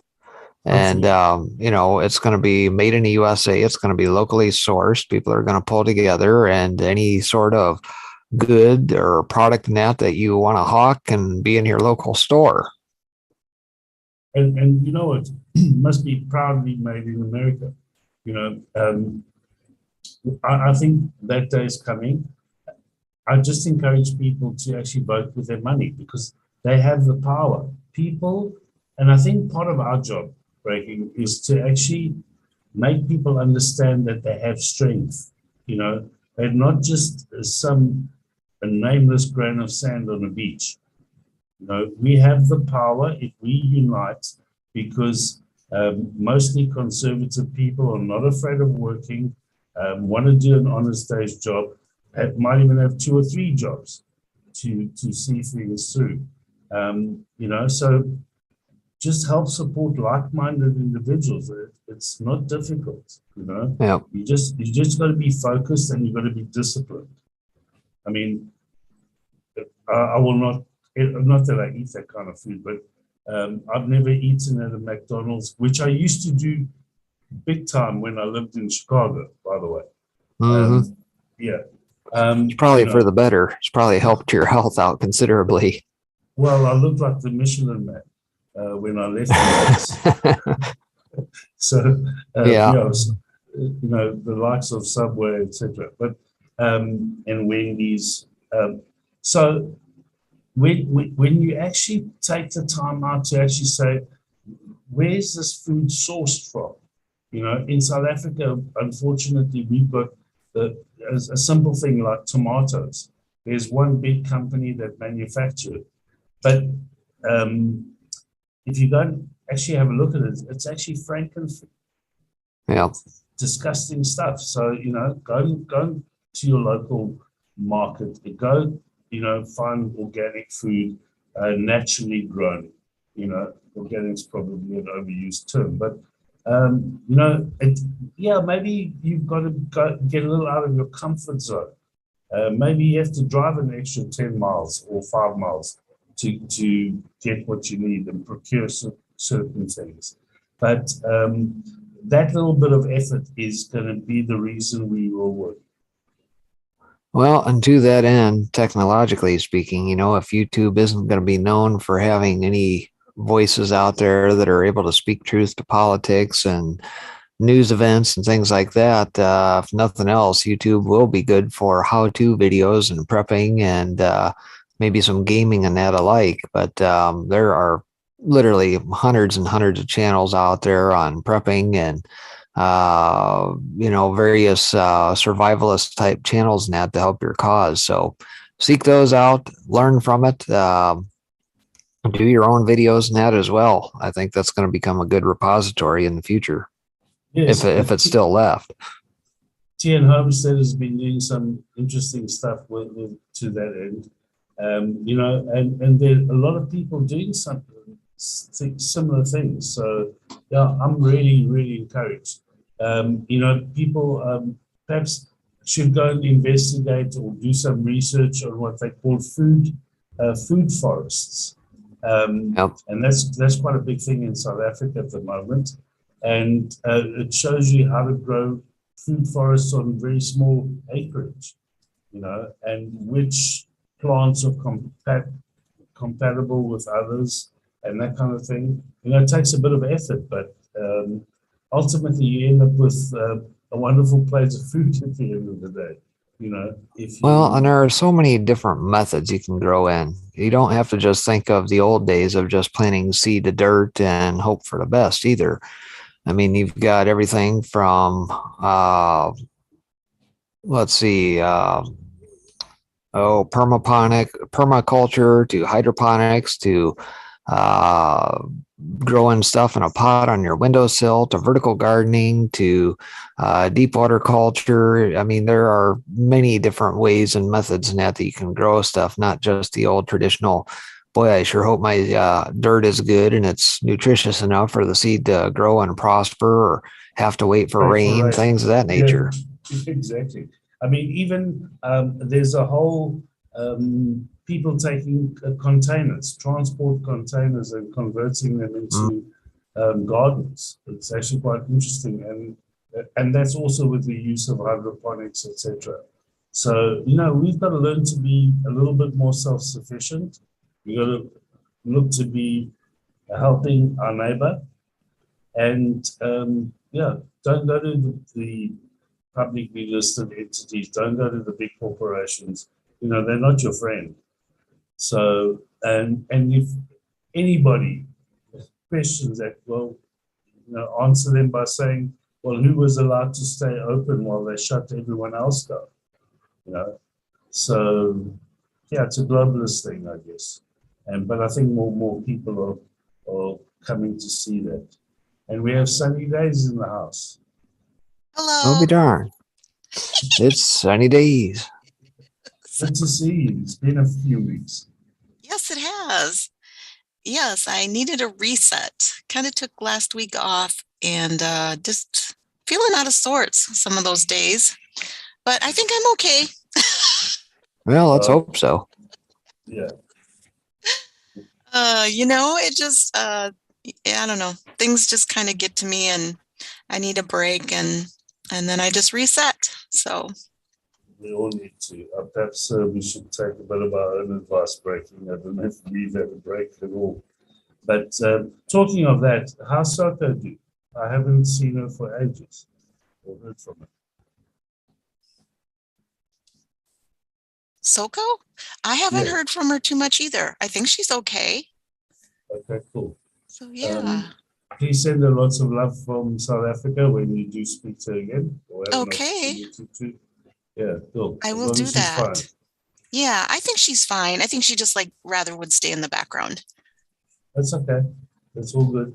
As long as she's fine and she knows she's got lots of friends. Yeah, I agree.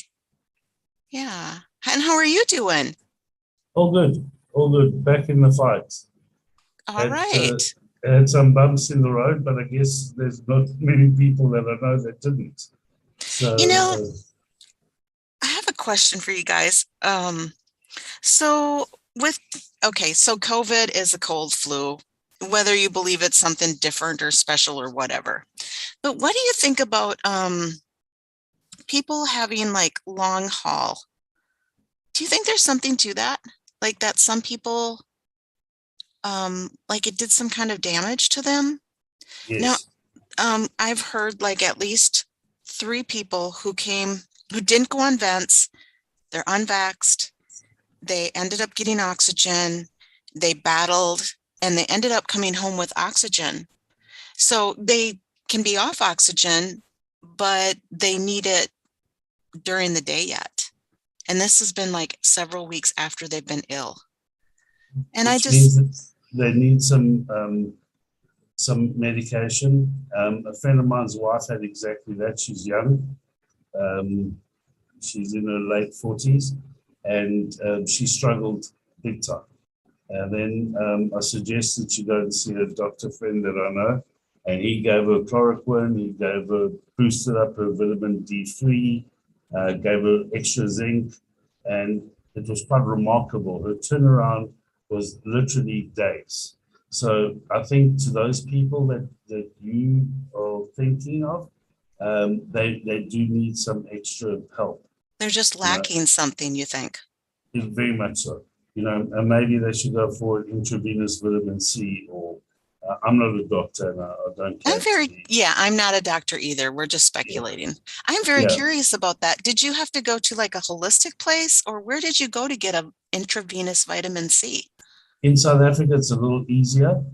I think one of the things that actually helped us along was because South Africa's got so many diverse tribal and traditional medicines that they had to include that in the constitution. So they couldn't ban any of that. So these alternative type healing institutions are actually thriving. People are using things like Rife machines, which use frequency and light, et cetera. There's a place above the grocery store where I generally do a lot of shopping, and it's called the drip bar. So you can go and get an intravenous, drip. You sit there for 40 minutes until the drip, whatever it is, could be vitamin C, et cetera. But they're all legal as long as there's a nurse to administer the drip. So we've got a lot of holistic places available to us, and more people are utilizing that. Yeah, we must be more regulated because I can't imagine around here that I could get anything like that except if I went to a medical clinic. Well, just to give you exactly that, a friend of mine's going to London on Friday where my brother lives, and I phoned my brother and I said, do you need anything? And he said, yes, please send me some melatonin. Okay. Now, melatonin in South Africa, you don't need a script for. And, you can get a tablet which helps you sleep better. So it's one of the more natural, sleeping tablets you could use. And it's probably, I know that in London you cannot get it. Okay. So, it's pretty much the same. I think overregulation. And perhaps people can now sit and think why it was so important for President Trump to get rid of all those regulations in so many different facets of our life, ruling us. Right. It's true. It's true. Yeah. And I mean, I'm astounded by the fact that it's so difficult for so many Americans to actually get chloroquine and ivermectin. I actually sent 6 months ago to a friend of mine in Colorado, okay, who came down with it. And I had to send twice with couriers, ivermectin, which is freely available here. Yeah. I've heard of one trucker who got it from his friend in Mexico. Because I think it was ivermectin, maybe. And I've gone to the nearest store and looked at the horse aisles, and I still chuckle because they have the little sign up, this is not for human consumption, but you can see where people have been buying it.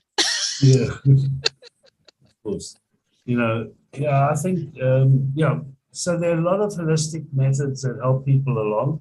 Ozone therapy is another thing that people should go and research for themselves, which is an amazing thing.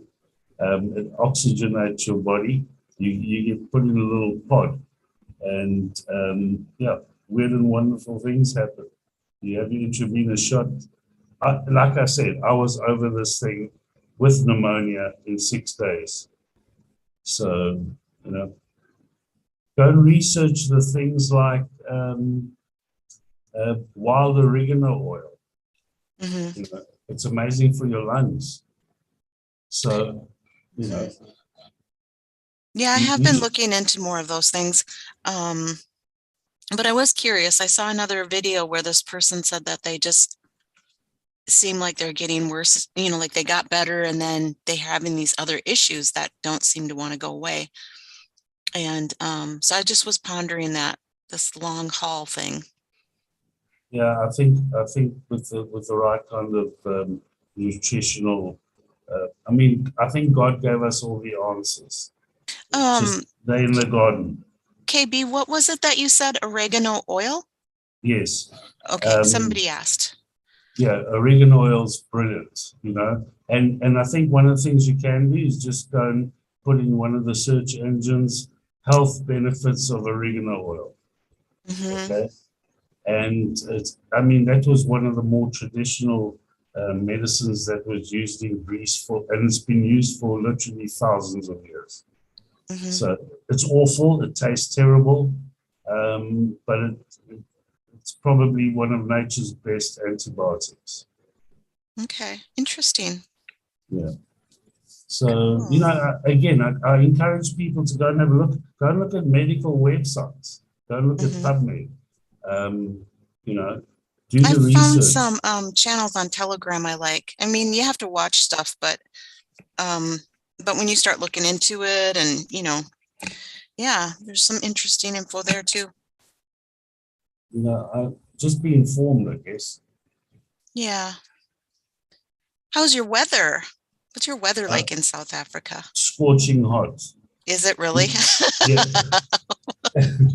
I know. I didn't want to say anything because I know you've been going through cold spells there. Oh, no, that's okay. We were up to 40 yesterday. Well, 40. It was shorts weather. It's just after midnight here, and it's probably equivalent of 90. So, yeah. It's like 30 today.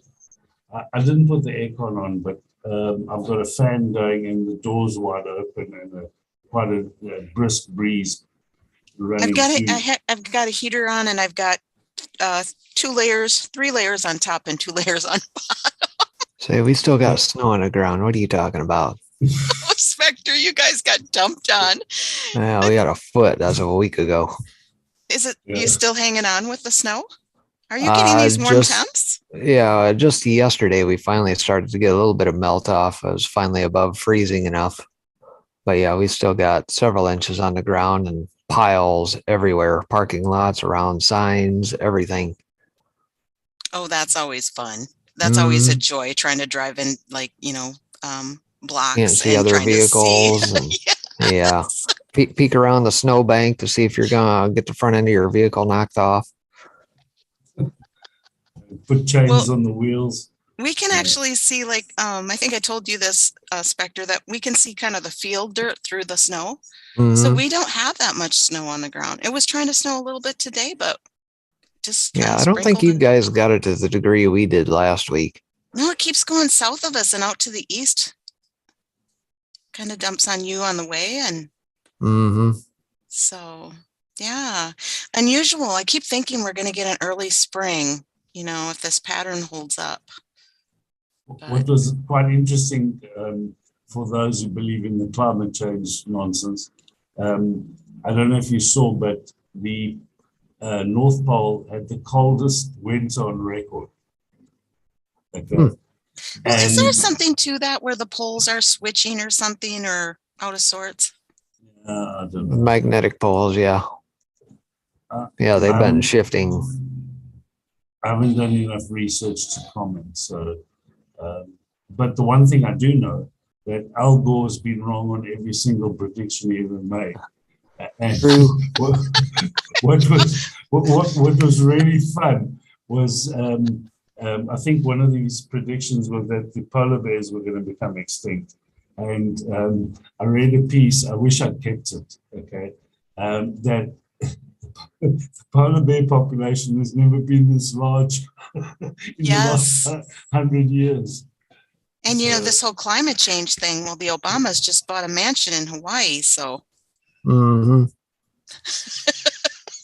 the beach, I think, and they put up a water wall or something, or I don't know what you call them, a wall, and their neighbors aren't happy with them because it'll erode the beach. Yes, no, we don't believe in walls, do we? Well, you know, they don't believe in walls for us. They believe in walls for themselves. Yeah. Yeah, typical. And I noticed that in that shot, I saw the one picture, he was the only one not wearing a mask. All the slaves had to. So, yeah, anyway. You know, he's been called out on it. You've got to hang around for a little bit. I got to pull this picture up of, oh, I don't know if I can find it, Obama in front of Hawaii mansion. It was in the Daily Mail. Yeah, it's just a story within the last day or two. Let me see if I can find it. Shoot. Okay. Yes. You guys look at this once. What do you think about this? I'm going to share my screen quick and look at this. I saw this on Good Dog, and he usually does a lot of research, I think. I mean, I don't follow him a lot, but look at, okay, so this is the picture. Scowling Obama. And then do you see this? What is that? Flight risk / back grid. Is that just maybe, like, usually these are stamped with Getty images, I think. Right. It's probably whoever the photographer sent the images to, I would imagine. Well, maybe that's what it is. Good Dog was kind of pointing that out and speculating a little bit on that. I don't know. Interesting. Yeah, I thought so too. Because, you know, I don't know. And I don't know him very well, but to me, he seems like he researches things pretty well. But yeah, from the days he used to be on with Radix. Yeah. So I thought that was kind of interesting. Flight risk.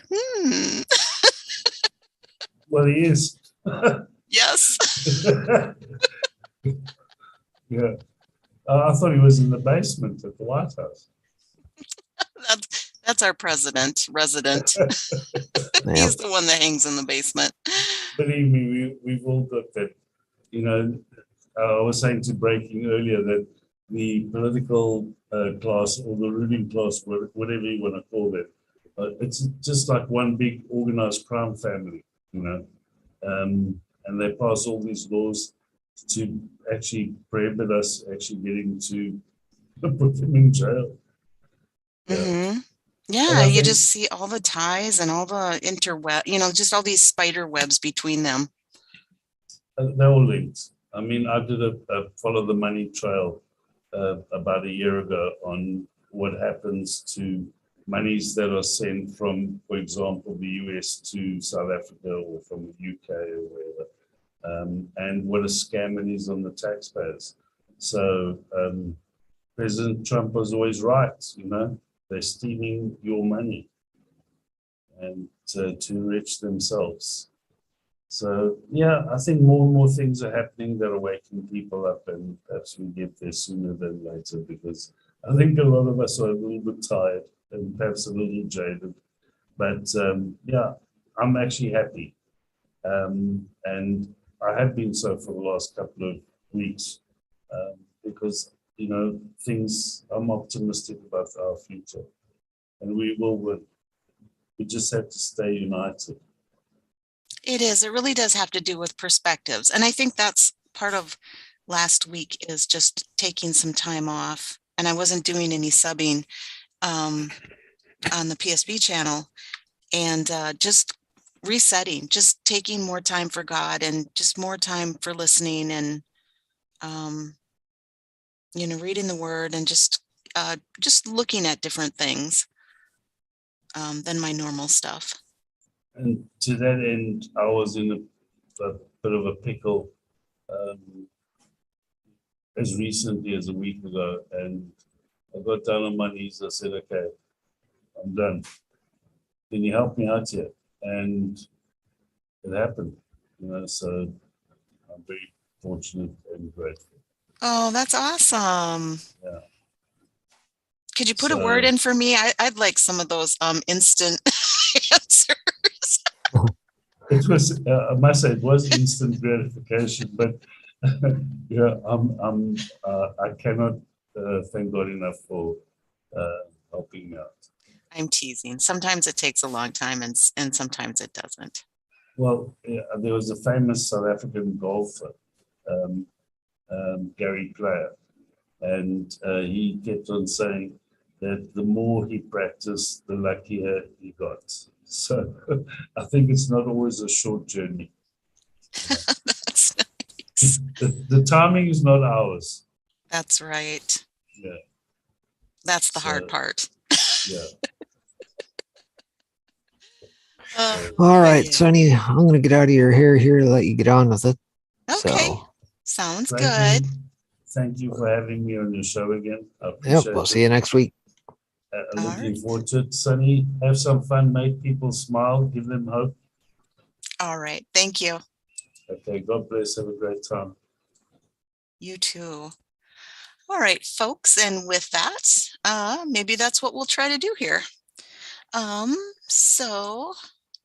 Let's see how my videos are still dropping, but I'm determined to use these video clips because I have not been able to figure out how to do it otherwise. I've tried to use, because I thought maybe that Mozilla or Firefox is kind of heavy, is my understanding, or takes a lot of energy or bandwidth or whatever it is. So I've tried Opera, but even Opera does it. So I don't know what happened. Deb, I would let that cool. I mean, it's boiling. It's boiling water. No, yeah, you don't have to worry about it. Yeah, you could drink boiling water now. You don't even have to let it cool down. Yeah, the science has changed. So no, the science is clear. You'll burn yourself if you drink boiling water. Science doesn't change. It's clear. Seriously, don't drink it. Deb! Yeah, I've decided to cut out all fruits and vegetables. I'm not gonna exercise either. I mean, the science has changed, so. No, that is not a good idea. That's gonna make you very unhealthy. Where are you going, Deb? Oh, I'm going skydiving later today around 3 o'clock. It's a new thing. You don't wear a parachute when you jump. Because the science has changed. So. Deb, what are you doing up there? You need to get down. No, it's totally safe now. Yeah. I won't get hurt. The science has changed. Deb, I don't think you should come down the stairs with crutches. No. It's totally fine. I'll be fine. I know, but I don't think you should come down the stairs with crutches. I also said it wasn't a good idea to jump off the back deck. And now you're in crutches. No, it's okay. You can totally go down the stairs. It's okay. I'm not endangering myself at all. Okay, just the science has changed. It's changed.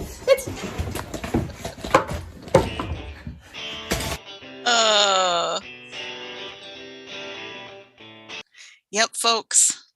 They're telling us the science has changed about the mask and all this other stuff. So as my per usual, I just grabbed some Twitter clips, and I do have a few news stories I might enter into, but otherwise I might just go through these. Spooky J says, my nieces get to go to school now without masks in Illinois. But they said that if you do, you get bullied and harassed by students and teachers. They have successfully weaponized children and have turned adults into monsters. It's all part of the plan. Very sad that that happens. Juanita Broderick put out there, does anyone have any new conspiracy theories? Mine have all come true.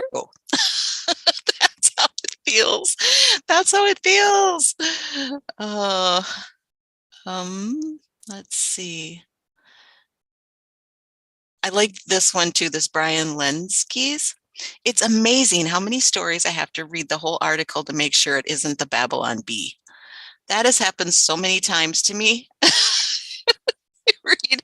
you read an article title and the headlines, and it's like, that's got to be the Babylon Bee. Or you read it and then you start reading, okay, this is the Babylon Bee, because, it's like today, it could be true.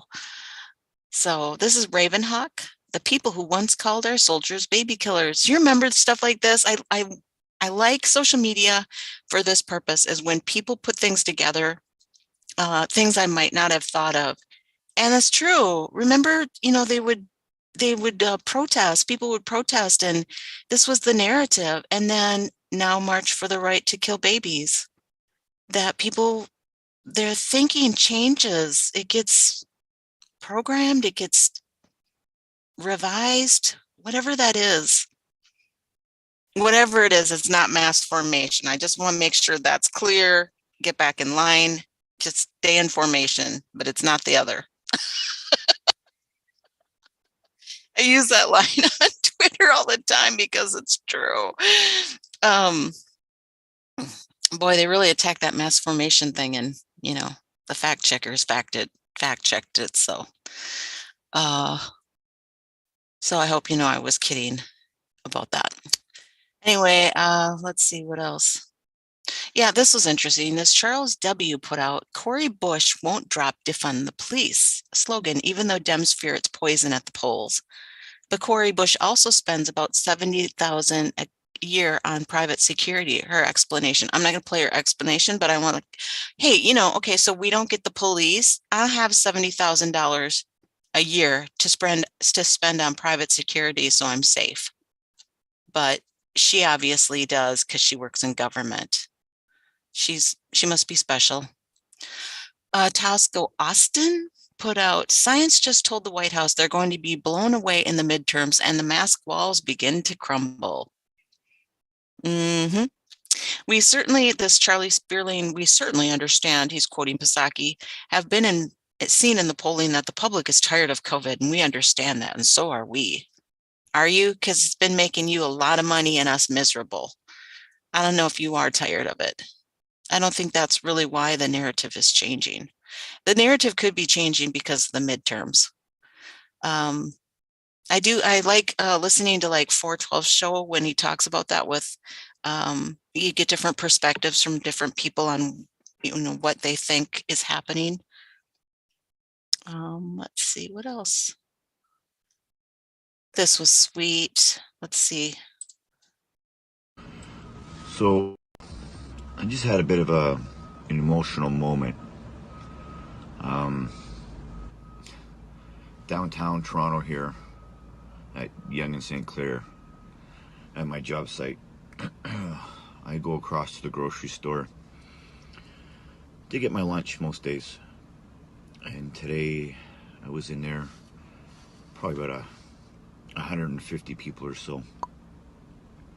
And a little girl about, say, 4 years old, seen me and seen that I wasn't wearing a mask and came running up to me and saying to her mom, "Look, mommy, no mask, no mask."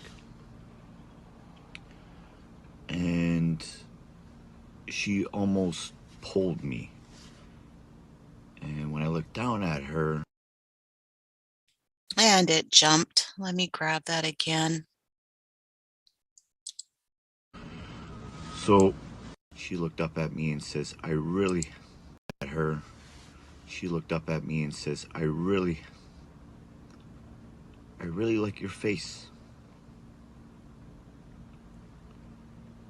And it got to me about how much damage we're doing to these How does kids. it not get to a person? I mean, That this is a it's not man. even This normal is, you for know, them he's to seen see some things in somebody's his life. face.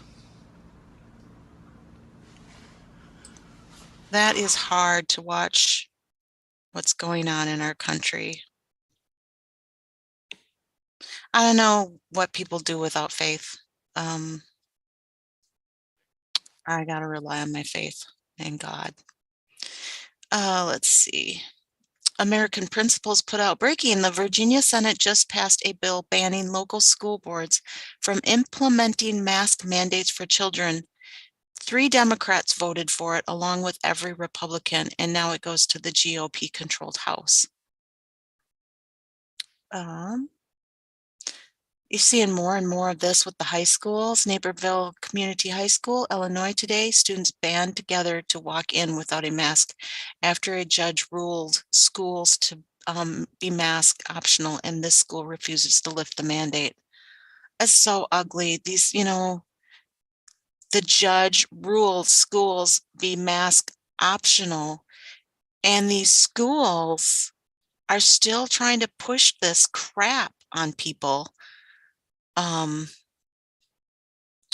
That is frustrating. Did you see this, you guys? Breaking report. This was from Chuck Callisto. Breaking report: geomagnetic storm wipes out 40 of the 49 SpaceX Starlink satellites launched into orbit last week. I was watching Big Family Homestead, and they had purchased a Starlink, and they didn't get it for like, I want to say 6 to 9 months. Cost them like $500. I could be wrong about the numbers here, so keep that in mind. But and then I can't remember how much it was a month, but then they said they did a follow-up video, and they said that at first it worked really well, but now like it's not hardly pulling anything, and the price went up and it's tiered. I think they said Elon Musk had said that he didn't want the tier thing going on, and the pricing wasn't supposed to maybe change or something. It was supposed to be really great internet for people out in the boonies. But I did see recently too that I can't remember what the island was that had the earthquake or volcano recently, and that Musk was trying to give them internet on Starlink. So very just interesting to follow the Starlink information. That would be a bummer because I think they pay like over a, God, I wish I could remember. Maybe I can even pull it up. Let's see. It was Big Family Homestead. I don't think the video was very long. Yeah, so this is the video. Okay, Starlink. We got Starlink, the Elon Musk internet for satellite, and it's supposed to be super fast and all that yada yada yippee skippy. And we live out in rural land, and it's really hard to get internet here at all. And then what you do get is usually bad. So we were super happy to be on the beta testing of Starlink, and we got involved and we paid our money. It's $600. You got to buy the equipment. Then it's $100 a month. Well, they delivered several months late, and that's not a big deal because I understand when you're starting something like that up, there's incredible logistics involved. However, here's the scoop. I do believe we're getting hosed. I think that there's a bait and switch that is happening, and I'm going to show you exactly. We're going to speed test it right now, and I'm going to show you, but this has been happening to us now for coming on over a week, and I just started doing some research and found out it's happening to a lot of other people. So bait and switch, you decide for yourself, but here's what's happening to us and others. Okay. So first things first. So I like that they did a follow-up video, and there he did correct me.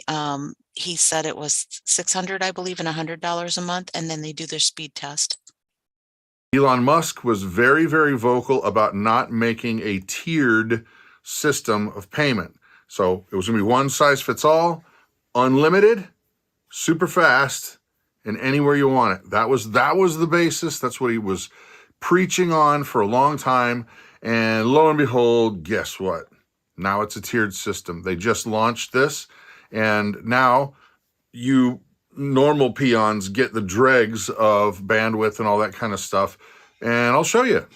But the tiered system is, okay, so now what was $600 for the equipment is now $2,500 for the equipment. And what $2,500 for the equipment. And how many Starlink satellites just got knocked out of the sky or messed with?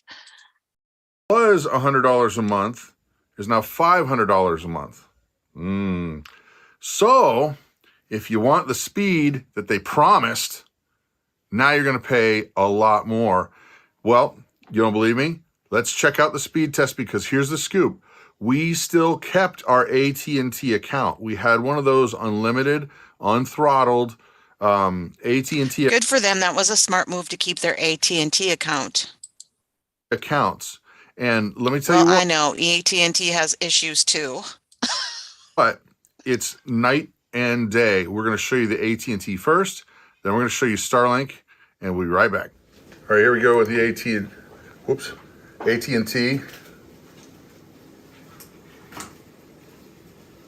That's about right. Usually bumps up around 100 and then peaks out, sometimes a little higher. And that sound is my wife cooking eggs next to me, just so you know. That's all right. So that's about normal. And then up speeds around 10, 11. Hey, can you knock it off with the eggs? All right, here we go with Just Starlink. Whoops. Pull that down a little bit. Oh. Mark, it's set, go, go, go. Come on. Now, that sucks. It used to be 150, sometimes even as high as 200 down. I'm kind of feeling like we're getting the hose here. And up, even worse. That's not even, I mean, it's a joke. Ugh. Okay, so here's an article, and they quote Starlink, and I did check it out, and it is there, but I wanted to show you this because it's kind of hard to find this graphic. Performance. The regular Starlink package is the latency's fine, but look at that. You just saw that our expected download speed is far slower than what they supposedly guarantee. And the upload speed, far, not even usable. And so, well, I'm never going to do another tiered system. Well, Mr. Mystery Musk, I don't know. Here's another article on basically exactly what we're dealing with. They're growing, but the speeds are getting worse. And I'm not the only one who's noticing this. It's getting almost to where it's like you might as well just stick with what you had. Okay, now first things first. I say that a lot, I guess. Sorry. First things third, however you want it. This speed throttling has happened for about a week and a half now. And we just thought, oh, this is going to be a glitch or something. It's not a glitch when it's a week and a half. And it's also not a glitch when you can't get anybody on the phone so that they can go ahead and explain something, or maybe they just allot you more bandwidth. Because we are below what they actually said. Does he pay $500 for not having any bandwidth? You could expect as Or does a he pay the guarantee. $100 he Way originally below. I mean, way below. signed up It's for? not. We're not even at 1 up for upload, and that's not even close. So bait and switch. I really hope they're going to fix this, but it's looking an awful lot like here's the tiered system for you guys who were willing to pay $500 a month for internet, and you'll actually get good internet, probably, maybe. And then you guys down here at the $99 a month, be lucky if you get, 15 down, 20 down, and 1 or less up. I mean, come on, people. That's like Frontier. That's like HughesNet. It ain't gonna cut it. So I'm honestly wondering whether or not I should cancel my service. Now, I'm not recommending that to you or anybody because, to be honest, I know that there's a lot of people that if you live out in the woods, 20 down is great, but not when they promised something in the beginning. Not when they promised it and said, we're not going to make a tiered system. So he answered my question. He's paying the $100, but you still, even if you canceled it, you'd have $500 worth of pretty much useless equipment, right? Which he did say, and not here's your guaranteed speeds. Now we're going to give you a quarter of that or a third of that. Be happy.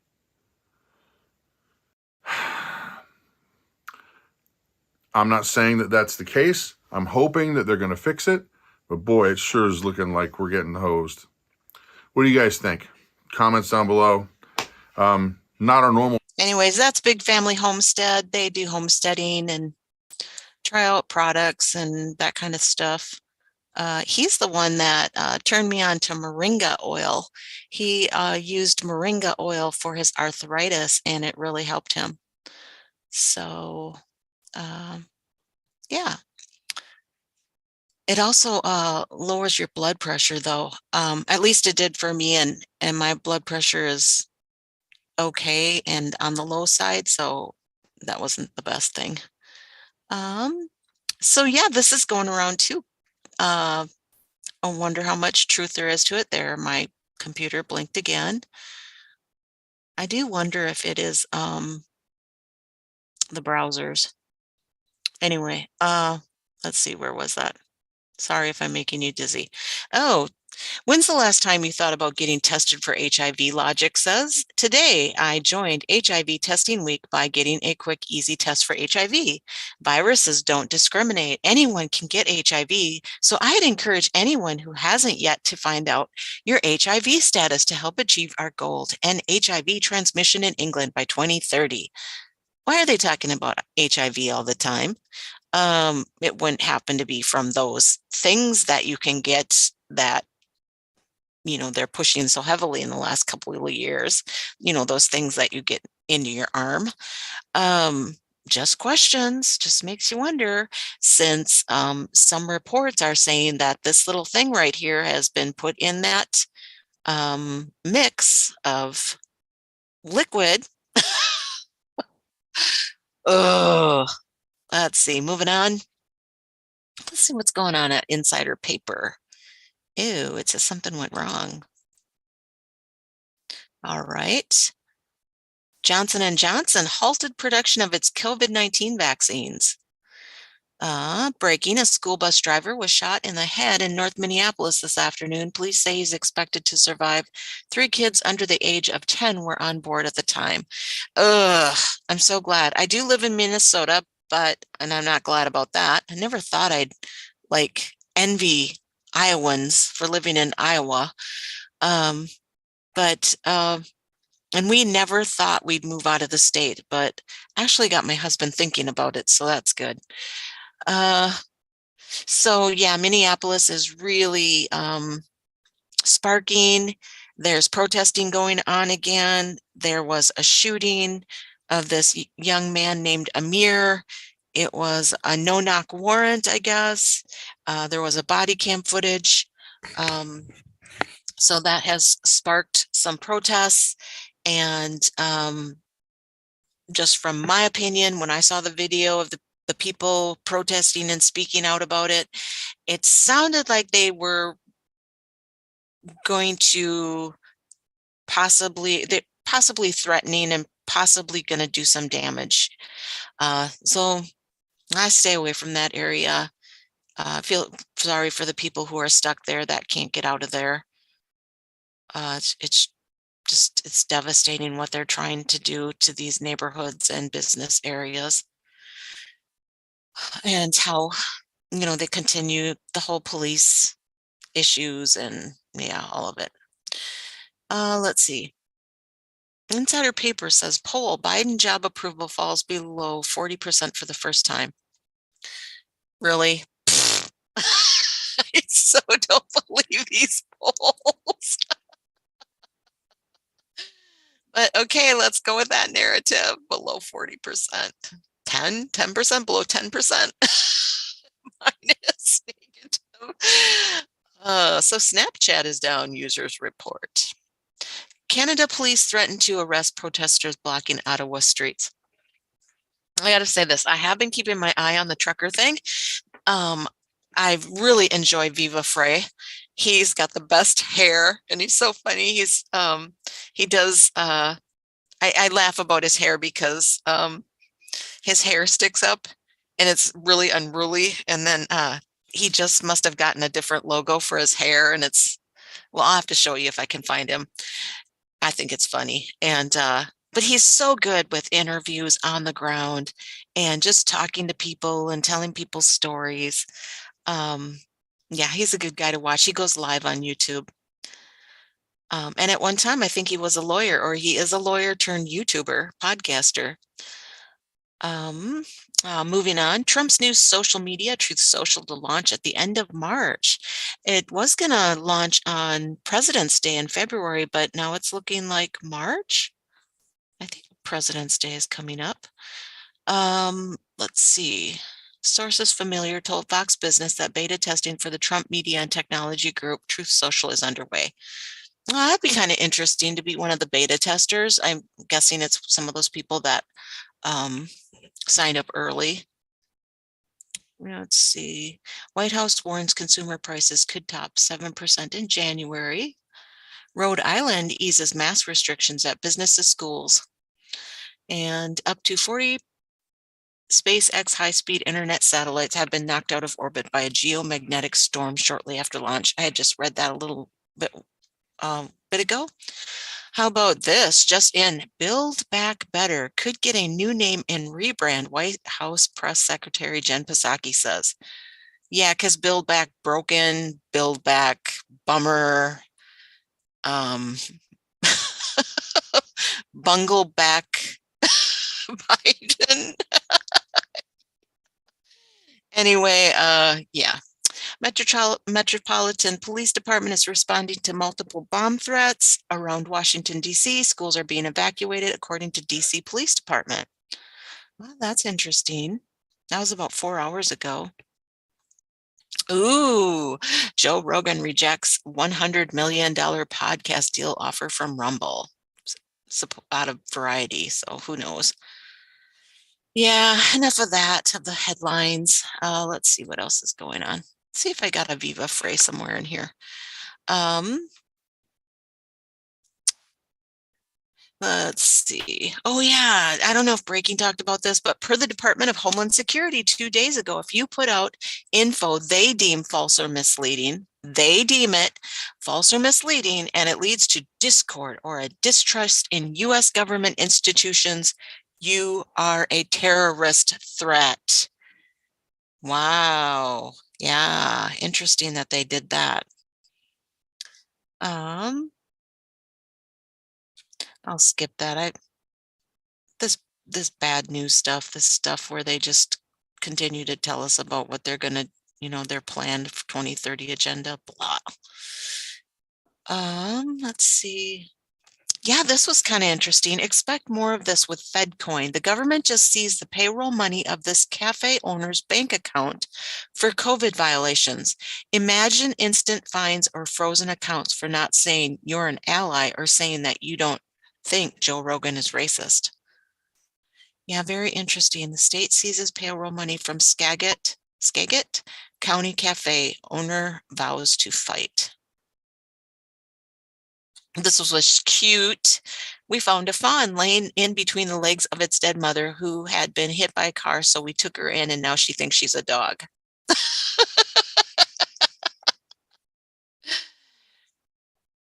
Skip that one. That was kind of weird. Let's see. Wow. Students whose families oppose masks arrive at Loudoun County School Board meeting carrying baskets full of affidavits. My screen is blinking more and more. So this person put this out too. It's in regards to that other thing I just read. This was posted by DHS.gov on Monday, February 7th.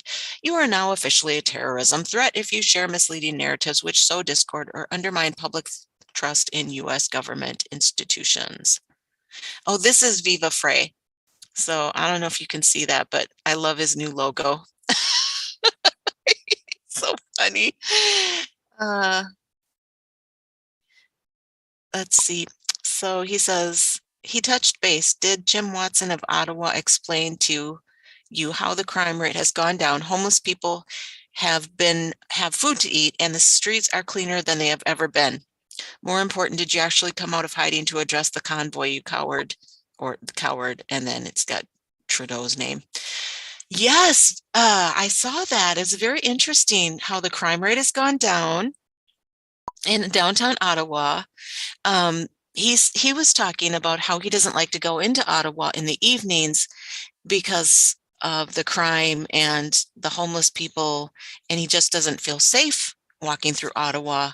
So a lot of people are saying that now that the truckers are there, walking in Ottawa feels safer to them. And another thing that's been happening is the homeless people have been eating. The truckers and all these people bringing their food are sharing it, and homeless people are getting more to eat. But they don't ever tell you that on mainstream media, of course. They can't. They got to tell you, their warped narrative of what's going on there, in my opinion. But this was, gosh, I hate to play these videos and keep having them drop, though. Anyway, moving on. Let's see what I did have today for articles.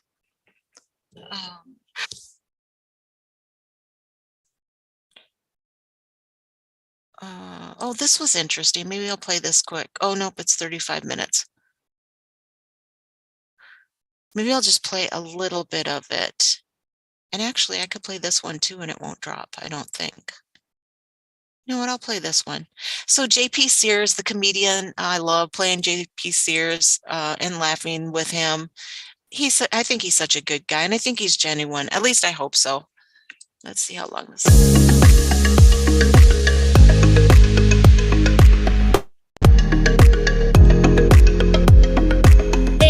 Veronica Kirilenko here in Washington, D.C. defeat the mandates rally, and here with us, JP Sears, America's most hilarious patriot and also the most patriotic comedian.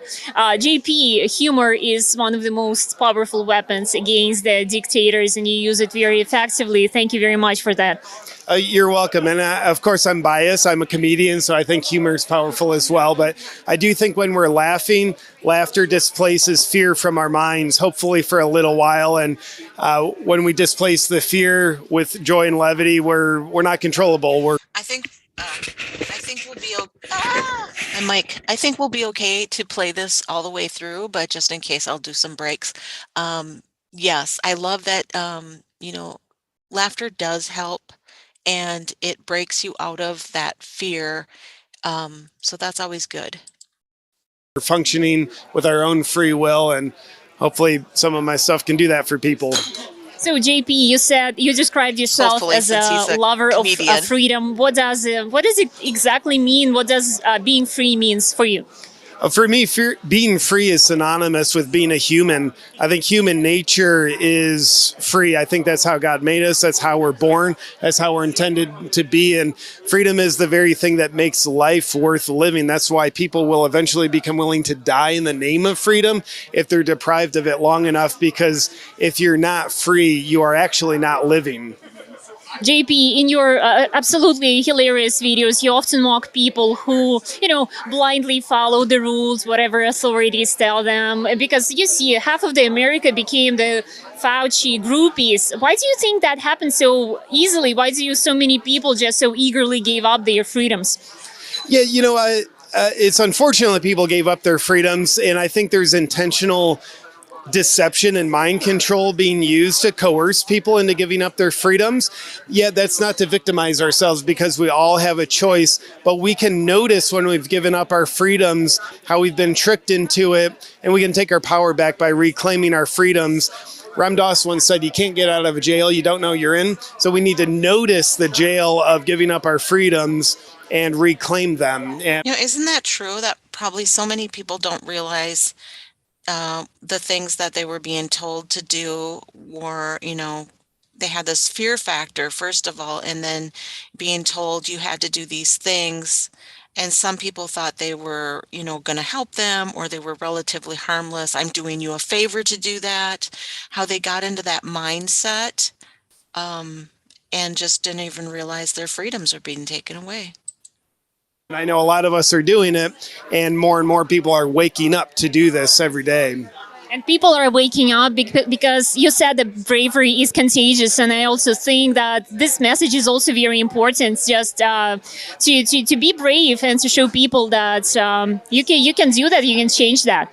Yeah, I agree. I think bravery is what changes the world. We never look at someone who we admire most and say, "Wow, that's a very compliant cowardice person inspiring me." No, it's only brave people that inspire us, and we all have that inside of us. So it's time for us to take Gandhi's wisdom and be the change we wish to see in the world.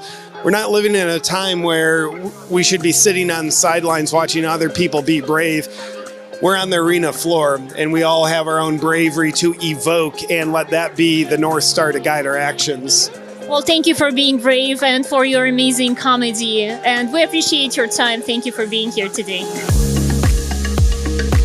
I thought that was inspiring, and I'm so glad that JP is brave. I do believe he is brave. I did see, I can't remember what state he was going to be doing his act in, but once he found out that they were requiring masks and vaxes, I think, he pulled his shows, and there was some kind of snafu about whatever company he was working with that were going to impose those mandates. And he said, well, I couldn't expect the audience to do it because I'm not going to do it. And I'm there being the person that you're watching, so I'm not going to do it. So I do really like JP. He is on YouTube. If you just look up JP Sears, Awaken with JP. So let's see. What else did I have? Oh, this was interesting. Congressman Troy Nell said the Capitol Police Intelligence Division investigated my office illegally, and one of my staffers caught them in the act. On November 20th, 2021, Capitol Police entered my office without my knowledge and photographed confidential legislative products protected by the Speech and Debate Clause enshrined in the Constitution, Article 1, Section 6. 2 days later, on Monday, November 22nd, 2021, Thanksgiving week, 3 intelligence officers attempted to enter my office while the House was in recess. Upon discovering a member of my staff, special agents dressed like construction workers began to question him as the contents of a photograph taken illegally 2 days earlier. Capitol Police never informed myself or senior level staff of their investigation, and the reasons are clear. They had no authority to photograph my office, let alone investigate myself or members of my staff. So why is the Capitol Police leadership maliciously investigating me in an attempt to destroy me and my character? Because it is because, or maybe it is because I have been vocal critic of Speaker Pelosi, the January 6th committee, and Capitol Police leadership about their handling of January 6th, the death of Ashley Babbitt, and the subsequent sham investigation. Yep. He's a congressman out of Texas. Let's see. I was looking to see. The GoFundMe cancellation, Patricia Hammies put this out. The GoFundMe cancellation of the truckers' money should make you all aware of how a cashless society will work. The government gets mad at you and they wipe out your money. The end. Think they can't get mad at you? You're a good citizen. Welcome to the social credit system. Yeah, Facebook says using the word honk violates its community standards.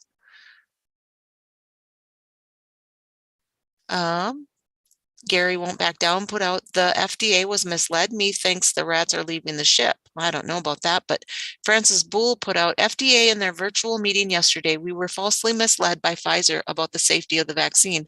Heart attacks are 71 times higher than other vaccines, and the vaccines are killing 2 people for every 1 life saved. Listen from the 4-hour, 20-minute mark.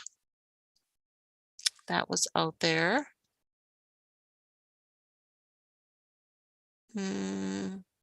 Oh, this is interesting too. I don't know if anybody watches David Paulides, but he does the Missing 411 series and movies, books, and he's on YouTube. He has actually been doing some news shows because it was just the 1-year anniversary of his son committing suicide. And I believe he has been so affected, which you would be if your son, had suicide, died by suicide. He has been doing news stories and things and trying to bring more attention to it. So yeah, check him out. He's on YouTube and he's on Twitter.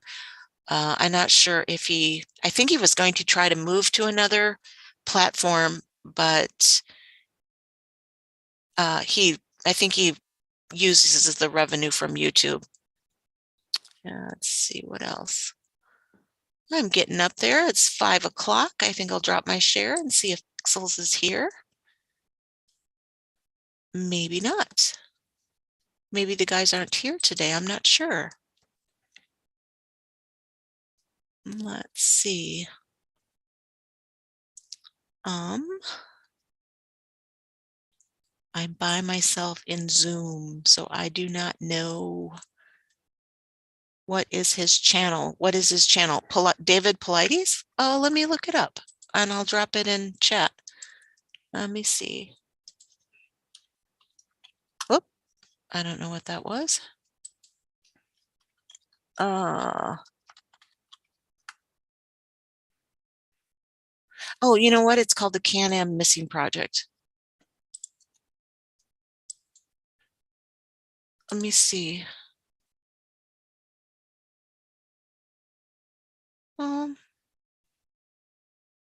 You know what? I'm not. Okay, I'll drop this one in chat. They are. Pickles did his shows. 412 said he was coming to be with Pixels. Okay, maybe they're just not here yet. Usually Pixels drops in first and he's here a little bit before. I'm looking at, okay, I'm going to grab the share. Oh, there's Pixels. I can see the Can-Am Missing Project and I'm not seeing the video. I just saw him do. Oh, okay, here it is. Let me, shoot, let me grab this. For some reason it doesn't, okay, there. All right. So I don't know if it's something new he's starting, but he did this one, Missing 411, the factual news for January 28th, 2022. Maybe he's just testing it out to see how it goes over. I'm not sure, but that's his channel. I dropped it in chat. Thank you all, chat, for being here today. Appreciate it. Stick around for Pixels and 412. Love their conversations.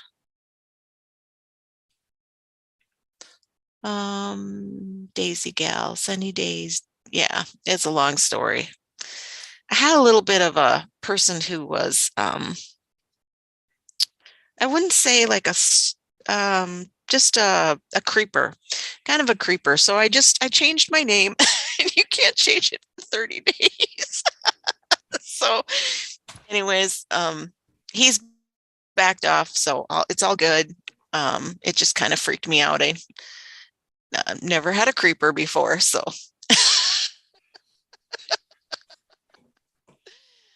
hi, Adel. How's it going?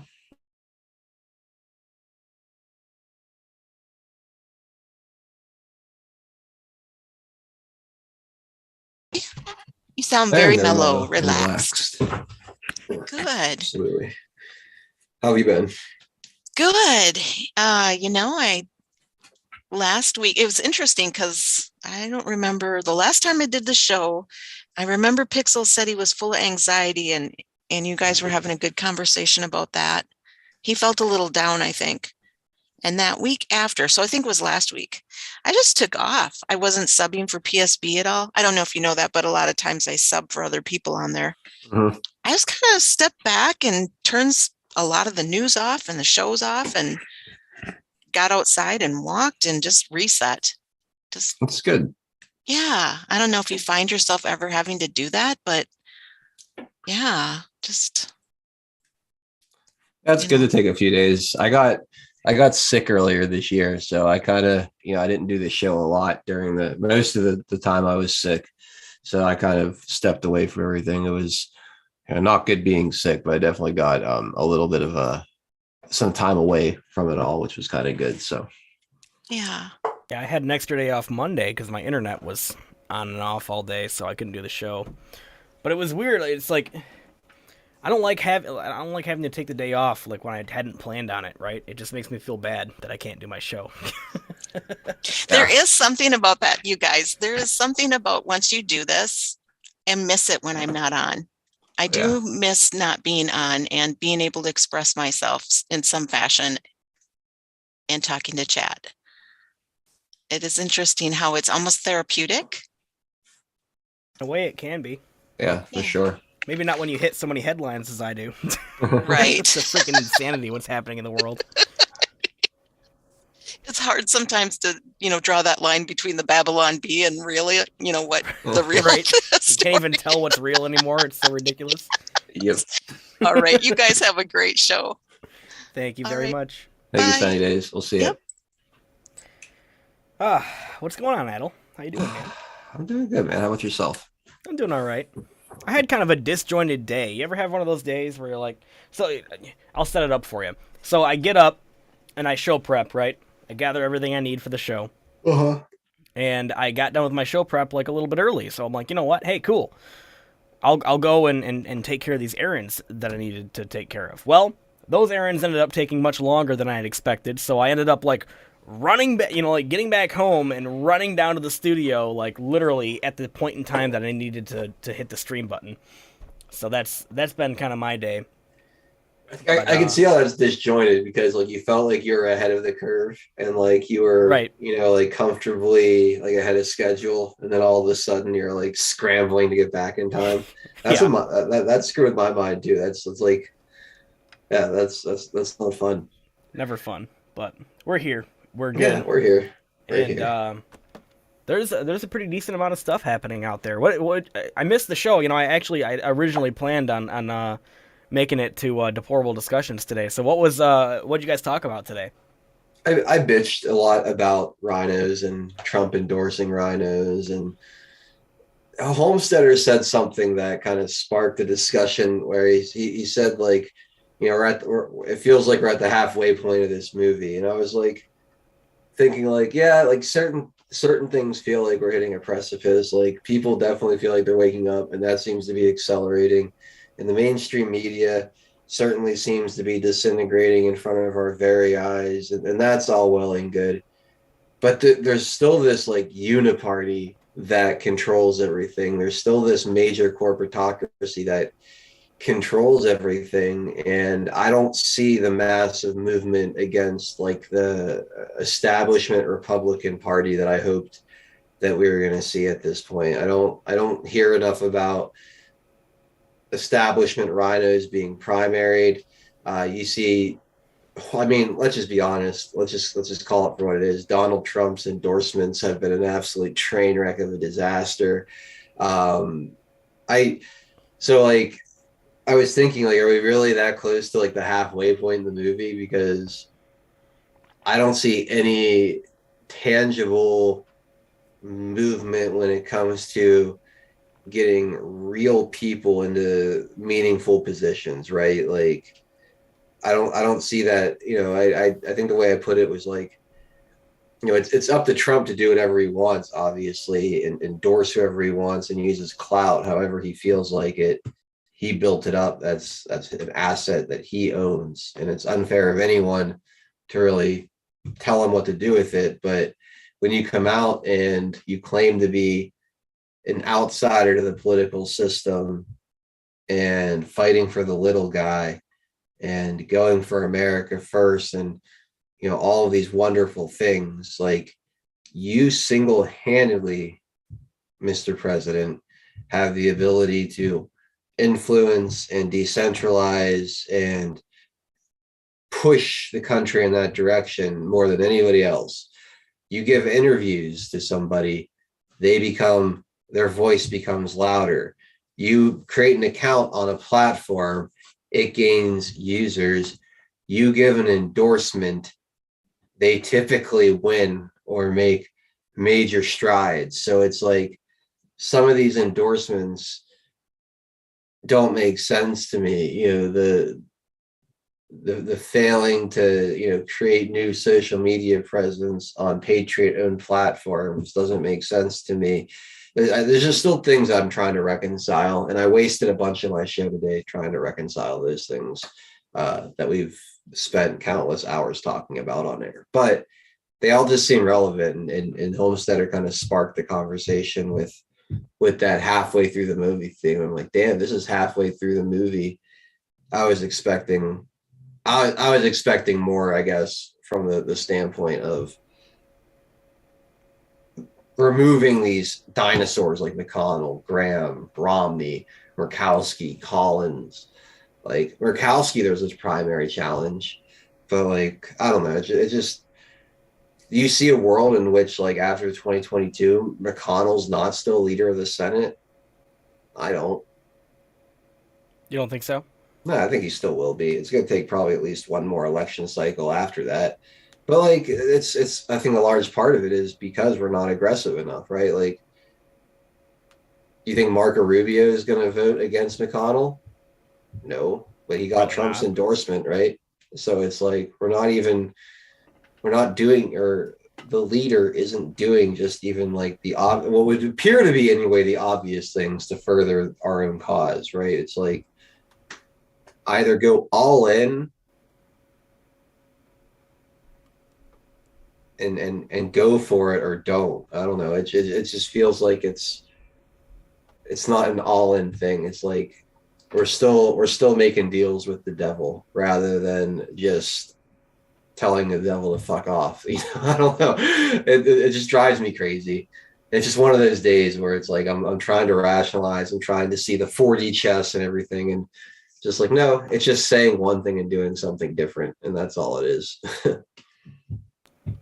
I get where you're coming from. I think things are moving in the right direction on a number of issues, but maybe not for the right reasons, and it doesn't feel like it's enough. As far as President Trump making the endorsements that he makes, look, he needs to stop taking the advice of people around him who come to Mar-a-Lago to freaking suck on his balls, like Lindsey Graham. He needs to stop listening to those people. He needs to start doing... Nobody can tell me that President Trump is stupid, okay? He needs to start researching the people who are running and figuring out which candidates are true America First candidates and endorsing them. What he's doing right now is he's just picking people that if he's heard your name and you worked in the administration from 2016 to 2021, then it's most likely you're going to get an Ortega's like default endorsement. But and that's a problem. Because a lot of these people, his administration was filled with snakes, and now he's endorsing all these snakes. Mm-hmm. So, I think what President Trump needs to do is stop listening to the advice of those people around him who just come to Mar-a-Lago to kiss his ass and play golf with him, like Lindsey Graham, and start doing his own research. Nobody can tell me that President Trump doesn't have a phone or a laptop or something and his own damn internet connection and his own wherewithal to find out who the frick he's freaking endorsing. Like, if you're going to endorse people, at least put time into figuring out who it is you should freaking endorse. Not some lady who called you disgusting and wouldn't even say your freaking name. I see. That's the thing that Pixel's like. I think he knows who this lady is. Like that's my problem. Like, he knows what Marco Rubio is. Like, this is. Well, then he's insane. For endorsing people like that. Yeah, and that's what I'm trying to understand is, like, how much do we still need the Republican establishment to accomplish our goals?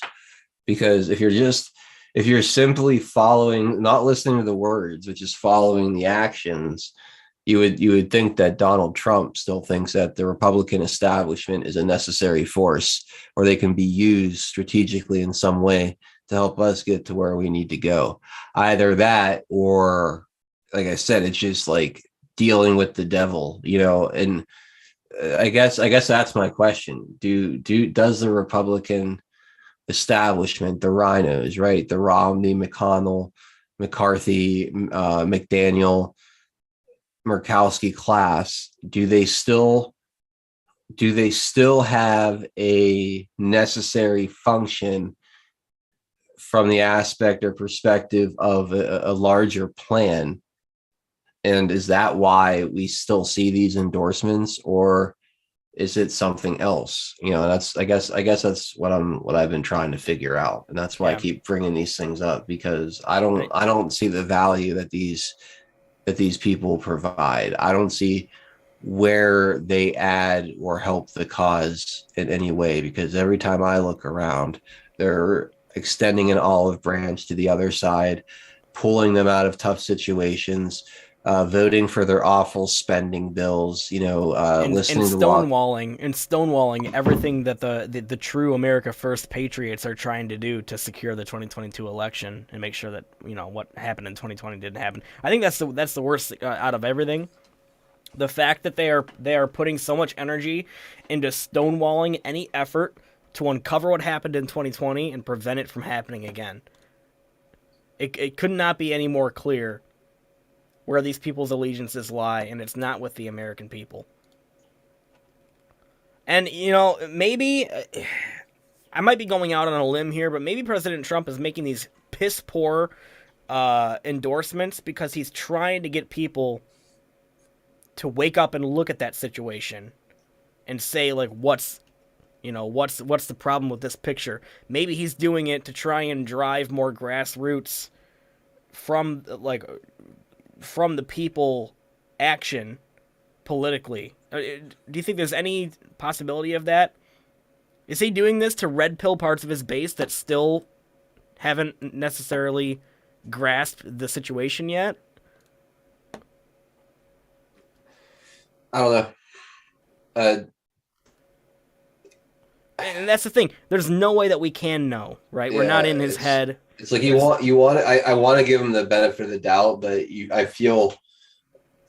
I don't feel right doing that, though, because I wouldn't give like anybody else benefit of the doubt, so why should I do that here? Right. I don't know. But I see what you're getting at. It was just a thought that I had.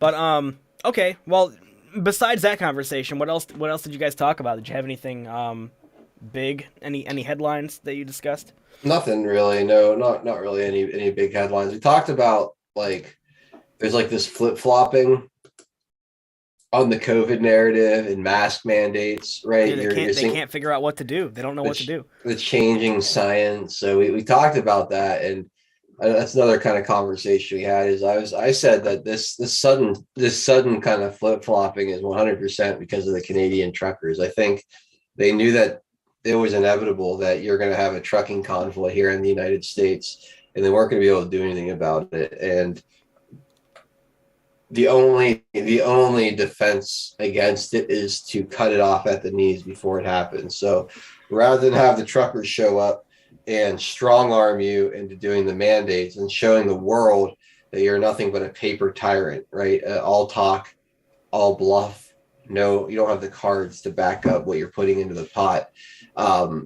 So rather than do that, what you do is say the science changed and you remove everything the truckers could possibly have to complain about before they actually march upon you, right? So therefore, it's not the truckers, it's not the protests, it's not the unpopularity of it, all this stuff. It's just that, oh no, the science now changed and we're just still following that. It just now happens to be in parallel with what the truckers would have wanted. It's to me, it's pretty, Yeah. I think it's not only that, but also it's political. I think that they're losing a lot of support when it comes to COVID. People are done with COVID. Doesn't matter what side of the aisle you think you're on. Most likely, if you're listening to my voice, you're sick and fucking tired of COVID, and so is everybody else. Okay? And people are starting to wake up. The narrative has collapsed. Every pillar of the COVID narrative has collapsed. The COVID narrative is gone. It's dead. No matter how hard they try to keep it alive, it's dead. And they did for a while, right? Yeah. So I think what they're doing right now, and I think that it's equally has to do with the trucker protest and the fact that they're losing support. They want to stop the bleeding before the 2022 midterms. What they're going to try and do is they're going to slowly start bringing in the legit data that shows that this is freaking over, but they're going to do it slowly so that it doesn't one day it's doomsday and the next day COVID's gone, because obviously that'll expose them for the liars that they are. So they'll do it gradually. They'll start introducing legit data on COVID, as we've seen, and now they're going to parade themselves around as the heroes that brought COVID to an end with their COVID policies. We cannot allow them to do this. We cannot allow them to take a victory lap on this. It's not their policies that ended COVID. COVID ended naturally, like every other freaking pandemic in the past has before there were even vaccines. Okay? So that's the one thing. Do not allow these people to put a cape on themselves and parade themselves around like a bunch of heroes. Okay? Do not allow them to tell people, do not allow people to even believe that it's their policies that brought an end to this pandemic. It's not. Okay? We can't allow them to have a clout fest over this. We should be ridiculing them every single step of the way, all the way to the midterms, ridicule them, and never forgive. And that's what I said 2 days in a row. Never forgive and never forget what they did to your lives over this freaking ridiculous flu bug. Never forget and never forgive them for ruining 2 years of our lives, for taking away your livelihoods, for stopping you from going to church, for stopping you from going and visiting your family, to forcing you to wear a face diaper that doesn't do anything anytime you want to enter any public establishment whatsoever, for forcing you to get jabbed with something that is ineffective and extremely dangerous, or you'll lose your job. I mean, these people should be ridiculed and hated for the entirety of their existence after this. Do not allow them to take a victory lap and claim that it's all this bullshit that they did that stopped COVID. Because that's what they're going to try and do. And they're going to say, vote for us, we're the ones that ended COVID. Don't let them do it. Yeah, we'll see. Well, it'll be interesting because they need vote by mail. Like, they need vote by mail, and the only way to really... So... I don't know, man. I think that they probably would have liked to have kept the COVID thing going through this midterm if they could. I have a very optimistic view of this, man. I really think that the truckers kind of have them completely besides themselves. They don't really know what to do anymore.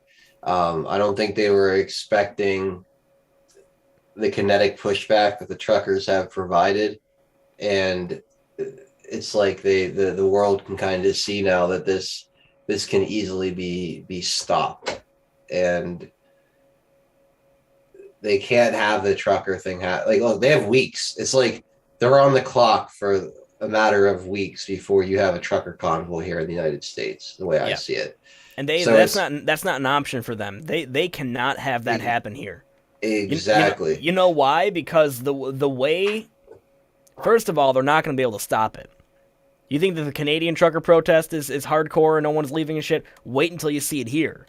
Second of all, the things that they would have to do to try and forcefully end that protest would instantly and completely delegitimize their entire regime.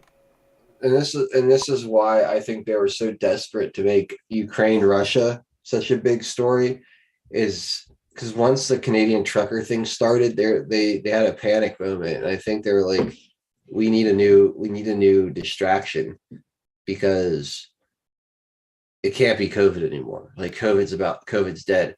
Yeah. And that's why you have like this weird thing where you have like Biden calling Zelensky, telling him Russia's about to invade, and Zelensky's like, no, we talked, we're cool, man. Like, you guys just need to chill the fuck out. And Biden's like, no, seriously, you're like, they're gonna kill you all. And Zelensky's like, but no, like they're moving. They're like, no, it's not happening. I think they're desperate. They're very desperate for a new distraction, because I think they're caught off guard by the convoy. And I think they're caught off guard by how popular it's gotten, how much support it has. And they're seeing it organized in UK, across Europe. You're seeing it happen in America, people organizing. And I think they hit the panic button saying like, look, the COVID thing, we can't back up the threats that we're making, essentially. Like, if they come and they say no more mandates, like, we're gonna have to comply. We're gonna look extremely weak, and they have to avoid that at all costs. So I think we're in a unique position that we haven't been in yet, where one of their distractions got cut short, I think, by months, and they don't have something actively ready to go to replace it with in this moment. Yeah. It just feels to me like they're at a point of vulnerability in which I can't remember the last time they've been. Like, they don't have it. There's no political cover, and there's nothing for them to say, oh shit, look at that over there. Like, they're just kind of out there, buck ass naked in the middle of the street, spotlight on them, nowhere to hide. It's just kind of what it feels like. So I'm excited. I agree with you. I don't think we have found ourselves in a situation like this, like you said, right? Usually they it's all pre-planned, and they've got their next distraction, so that the next time something comes along that exposes them or goes against their narrative, they've got something to gin up in the media, and they don't have that now. They tried to shut down the trucker protests at first with the media, calling it like racist and all this shit. Nobody fell for that one. In fact, that only enraged people more and caused more people to support the trucker protests. Then they actually tried sending in feds. Did you hear about this? They tried sending in feds, trying to convince people to break into to Parliament and take over the Parliament building, and they all told them to fuck off. So that failed. They couldn't shut it down that way, because everyone learned from January 6th. Everyone is onto you when it comes to shit like that, too. So it's like, what else do they have now to end this other than force, which would delegitimize them completely, or just dropping the mandates, which, like you say, makes them look weak, right? It makes them look pathetic. We have to make it look like that they're doing it on their own accord and not because of a protest. Right. And they have to make it look like they're doing it because the vaccines worked. That's gonna be their big narrative. You're gonna hear that so many times. It's not even that, dude. It's that science has changed. That's what you're going to hear. They can't even claim that the vaccines work, because that's too specific, and that gives people like us and other, something to anchor on and debunk. What they'll say is just the science has changed, because they've turned the word science into this weird fucking thing that can't be criticized. That's always kind of moving the goalposts around, but we all know, because the science is their narrative. It's synonymous with narrative now. Right, exactly. You're absolutely right, but they use that word, right? So it's like, oh well, the science was this, but then the science had a mood swing, and now the science says this. But don't worry, tomorrow we're hoping that the science says something different, and it's hilarious how they personify the science and how the science just changes with the years. It's hilarious to me. I mean, the ridiculousness of all this cannot be understated, and it's so clear now.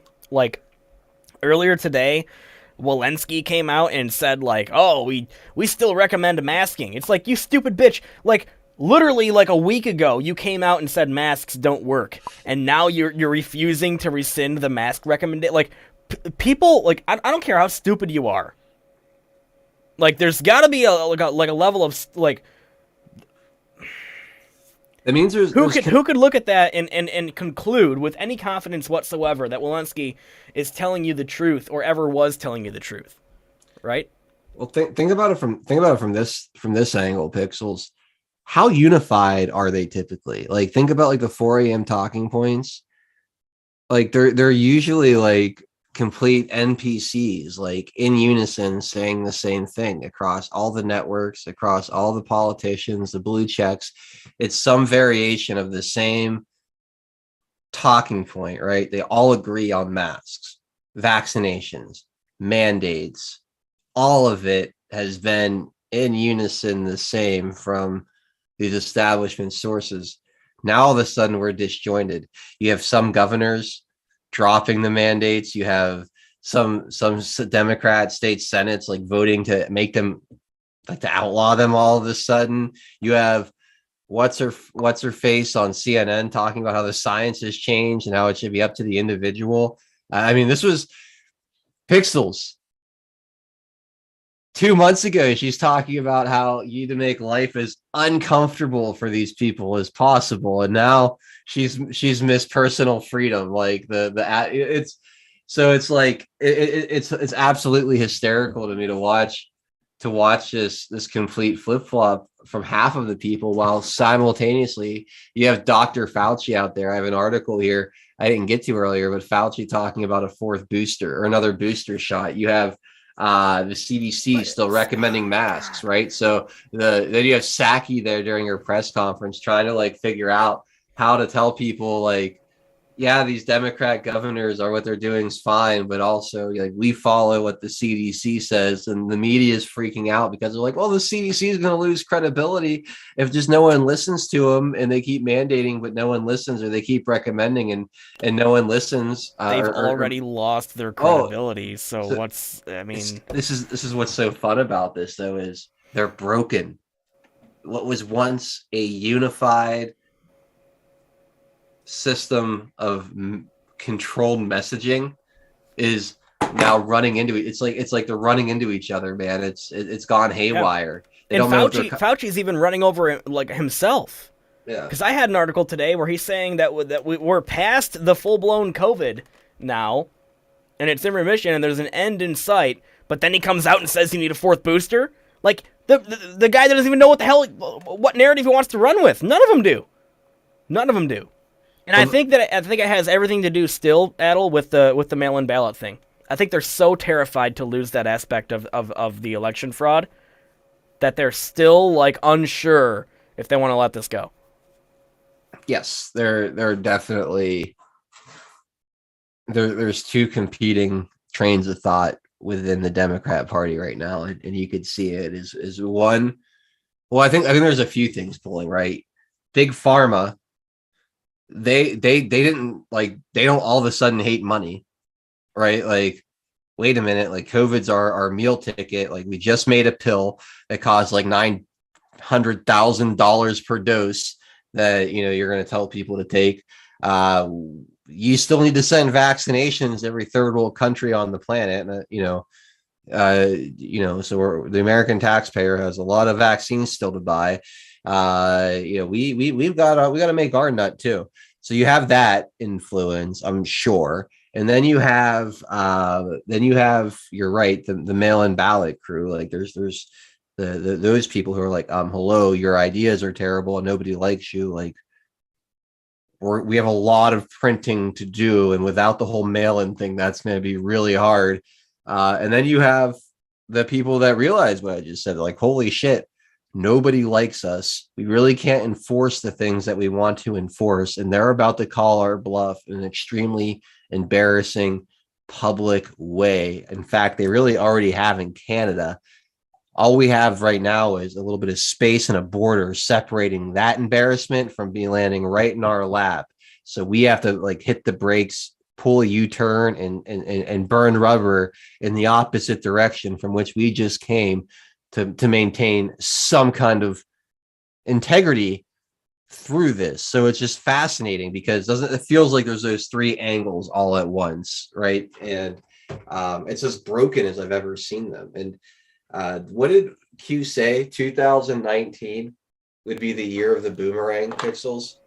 Well, I think a lot of us kind of looked at that when Q said it as 2019 is the boomerang is going to come back and smack him in the face. But no, they chucked the boomerang at the end of that year with COVID-19. Yep. It's been sailing deep into the ether for a long time. And I think we're starting to see it, or they're starting to see that thing come whipping right back at their head. And their hands are tied behind their back. They can't catch it. It's just, and they know it. They know it. That thing's destined to hit them right between the fucking eyes. Yep. And man, I can't wait. Sorry for all the cursing. I'm a little fired up right now. No, I mean, I'm with you. Yeah, I think that's a perfect way to put it. 2019 is the year that they threw the boomerang. It's coming back at them now, and they're just now seeing it. Let's see. What do I have here? We got like a half hour left. Had something on Raffensperger today. Some video came out. Oh, so interesting that this is going along in parallel with what's happening right now. They're going after President Trump like hard. They want to indict that man and throw him in prison so damn bad. And you know why, right? It has everything to do with 2024. They want to stop him from running in 2024. They want to disqualify him, yeah. So National Archives asks DOJ to investigate Trump's handling of White House records after Mar-a-Lago raid. So they raid Mar-a-Lago looking for stuff that apparently President Trump had taken out of the White House, and it was like personal letters from world leaders and like some trinkets and shit. And it's just a new level of desperation here from the regime trying to go after President Trump. How do you see all? Do you think they're actually gonna like indict President Trump on some bullshit? Yes. You're for sure that they're going to indict and arrest him?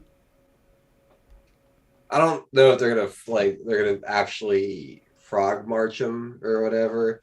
I think it'll be kind of like Bannon, where they indict him and then he goes in and with a lawyer and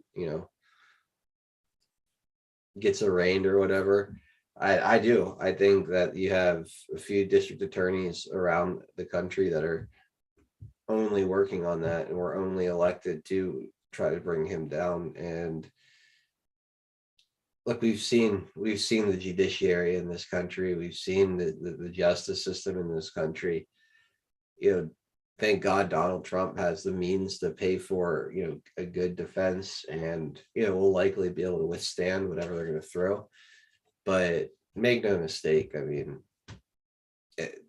if you don't think that there's a court or a DA or some part of this country that's willing to railroad this guy, or at least attempt to, you're crazy. I mean, if he really is the existential threat to their control that we think he is, they're gonna have to assassinate him, whether it be like actually like go after him like we believe they have in the past, or legally assassinate him to stop him.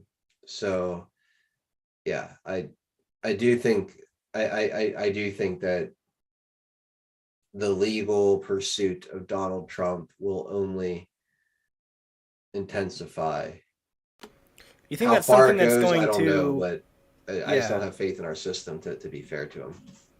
Now, do you think that they're going to try and capitalize on that situation by bringing it to the forefront before the midterms, or do you think this is an after midterm thing?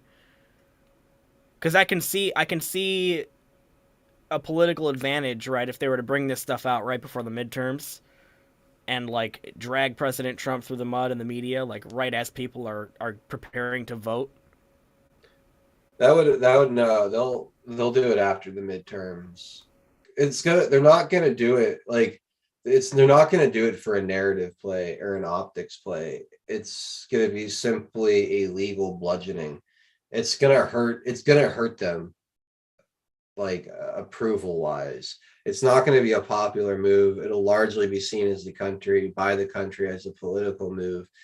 But they don't care about that. All they care about is on paper making him a felon and ineligible to run.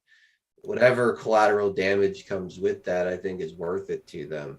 So no, I think they'll wait till after the midterms. I think if they did it before the midterms, it would only further galvanize, conservatives, the right, liberty-minded independents to go out and do something about this runaway regime. I think if they're going to do it, it'll probably be sometime between the midterms and the primaries. Before, near or sometime shortly before or after Donald Trump would officially announce to try to derail his campaign for the nomination. If I was them, that's how I would do it. I would not. There's a very, very angry bear that already looks like it's about to charge. Trying to arrest Donald Trump before the midterms would all but guarantee that thing comes at you full speed. And yeah, but you have to remember, these people are stupid and they're desperate, and stupid, desperate people sometimes make really stupid decisions. I agree. I mean, I agree. We've been. I think we've seen a few of those recently. But go ahead. Yeah, no, I was just gonna say I just had them too, the gold pills. I was just gonna say a round of thank yous, and lo and behold, right when I decided it was the right time to do it, they disappear from my freaking screen. Do you still have them? I know that Ohio Kimmy. I think Ohio Kimmy was the first one. Black Yoda hooked us up with a cookie, so thank you, Stephen. Boys Blanc 89 says you both make a good difference. Keep trucking. Thank you so much for that. Ohio Kimmy says good evening, men. Thank you, Ohio Kimmy. I think that's all of them. You brought up Raffensperger. Yeah. He was up for re-election and has been doing the most interesting game of mental gymnastics I've ever seen anyone perform. Here's my Brad Raffensperger imitation. Donald Trump lost a free, fair, and secure election in the state of Georgia that was illegally run and has tens of thousands of votes lacking chain of custody, illegal ballot harvesting, and drop boxes. But Donald Trump lost a free and fair, secure election. It just had all these problems. But Donald Trump lost a free and fair, secure election. God. We need to investigate all of these problems, and I'm going to, try to suggest a bunch of laws and rules because of these problems. But Donald Trump definitely didn't have it stolen from him. So there were problems, but there weren't problems. Yes. Essentially. Yeah. And, Raffensperger is one of the biggest pieces of shit within the borders of the United States. He really is. What this is that we have here, and I guess I'll get it up on the share here. SOS Raffensperger facilitated ballot harvesting in Georgia, then defended results with completely bogus report. So that's what I had today from the Gateway Pundit. It says on Wednesday, Garland, Favorito, and Voter GA presented their latest report on the 2020 Georgia presidential election titled "The Truth About the Georgia Elections." The entire presentation with questions ran for about an hour and a half. During their presser, Voter GA laid out 42 different points of fact to refute Secretary of State Brad Raffensperger's false claims about 2020 being a free and fair election. At one point, Favorito discussed the MITRE Corporation's National Election Security Lab report used by Raffensperger to declare the election free from ballot harvesting. Garland and his team admitted they were not aware of this MITRE report until Raffensperger brought it up, the MITRE company put together a few statistics and graphs and declared the Georgia election free of ballot harvesting, even though there's literally videos all over the place of these people doing so. We know via True the Vote that there were at least 242 ballot harvesters and potentially thousands of ballots in Georgia during the 2020 election. Voter GA even used MITRE numbers to reveal ballot harvesting in Fulton, Gwinnett, and DeKalb counties in Georgia. The MITRE people have some explaining to do. Voter GA lay the blame at the feet of Brad Raffensperger and his very dishonest assessment of ballot harvesting in the 2020 election. The video clip is from today's presser. Was outstanding. So there you go. So Pixels, if I if I draw some charts and graphs with crayon on a piece of paper and declare all of my income untaxable and just send that to the I, is that all it takes? I mean, if you're Brad Raffensperger, because it's just amazing. Like, oh well, they showed us a chart, and you might have video evidence of ballot harvesting and double scanning and which and these votes might not have chain of custody, but they did show us a chart that says it didn't happen. So who are you going to believe? You know, like yeah. Well, in my mind, you know, I'm trying to figure out why, right? We know that Brad Raffensperger, right, based on his actions, total rhino.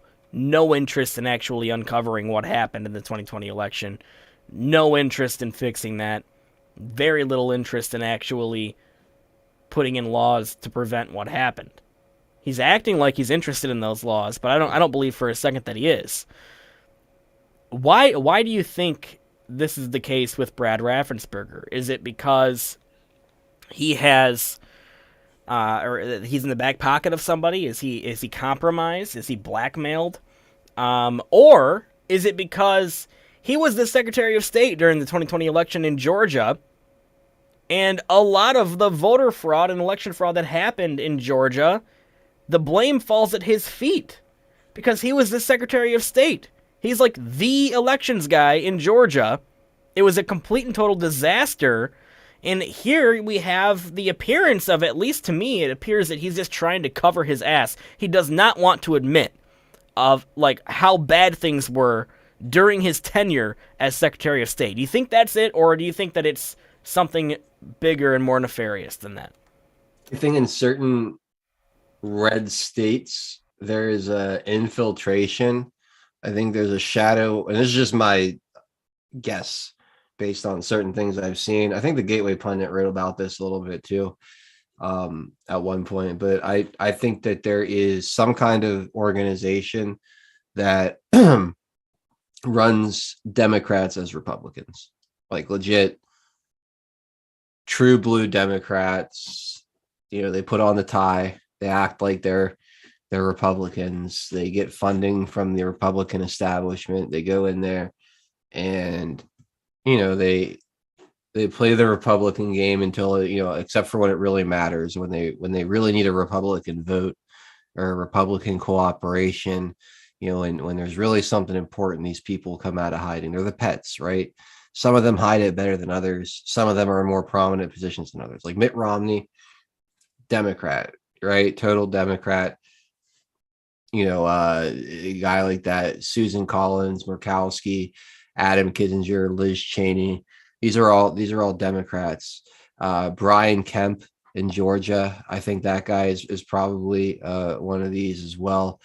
You know, I think John McCain and some of these, like you could go through a lot of them, and I legit think there is an organization that we don't know the name of that mobilizes fake Republicans, and it goes a long way into infiltrating our government. And I think it's really used against us on the local level. Like who cared who the Secretary of State in Georgia was up until, you know, November 10th of 2021.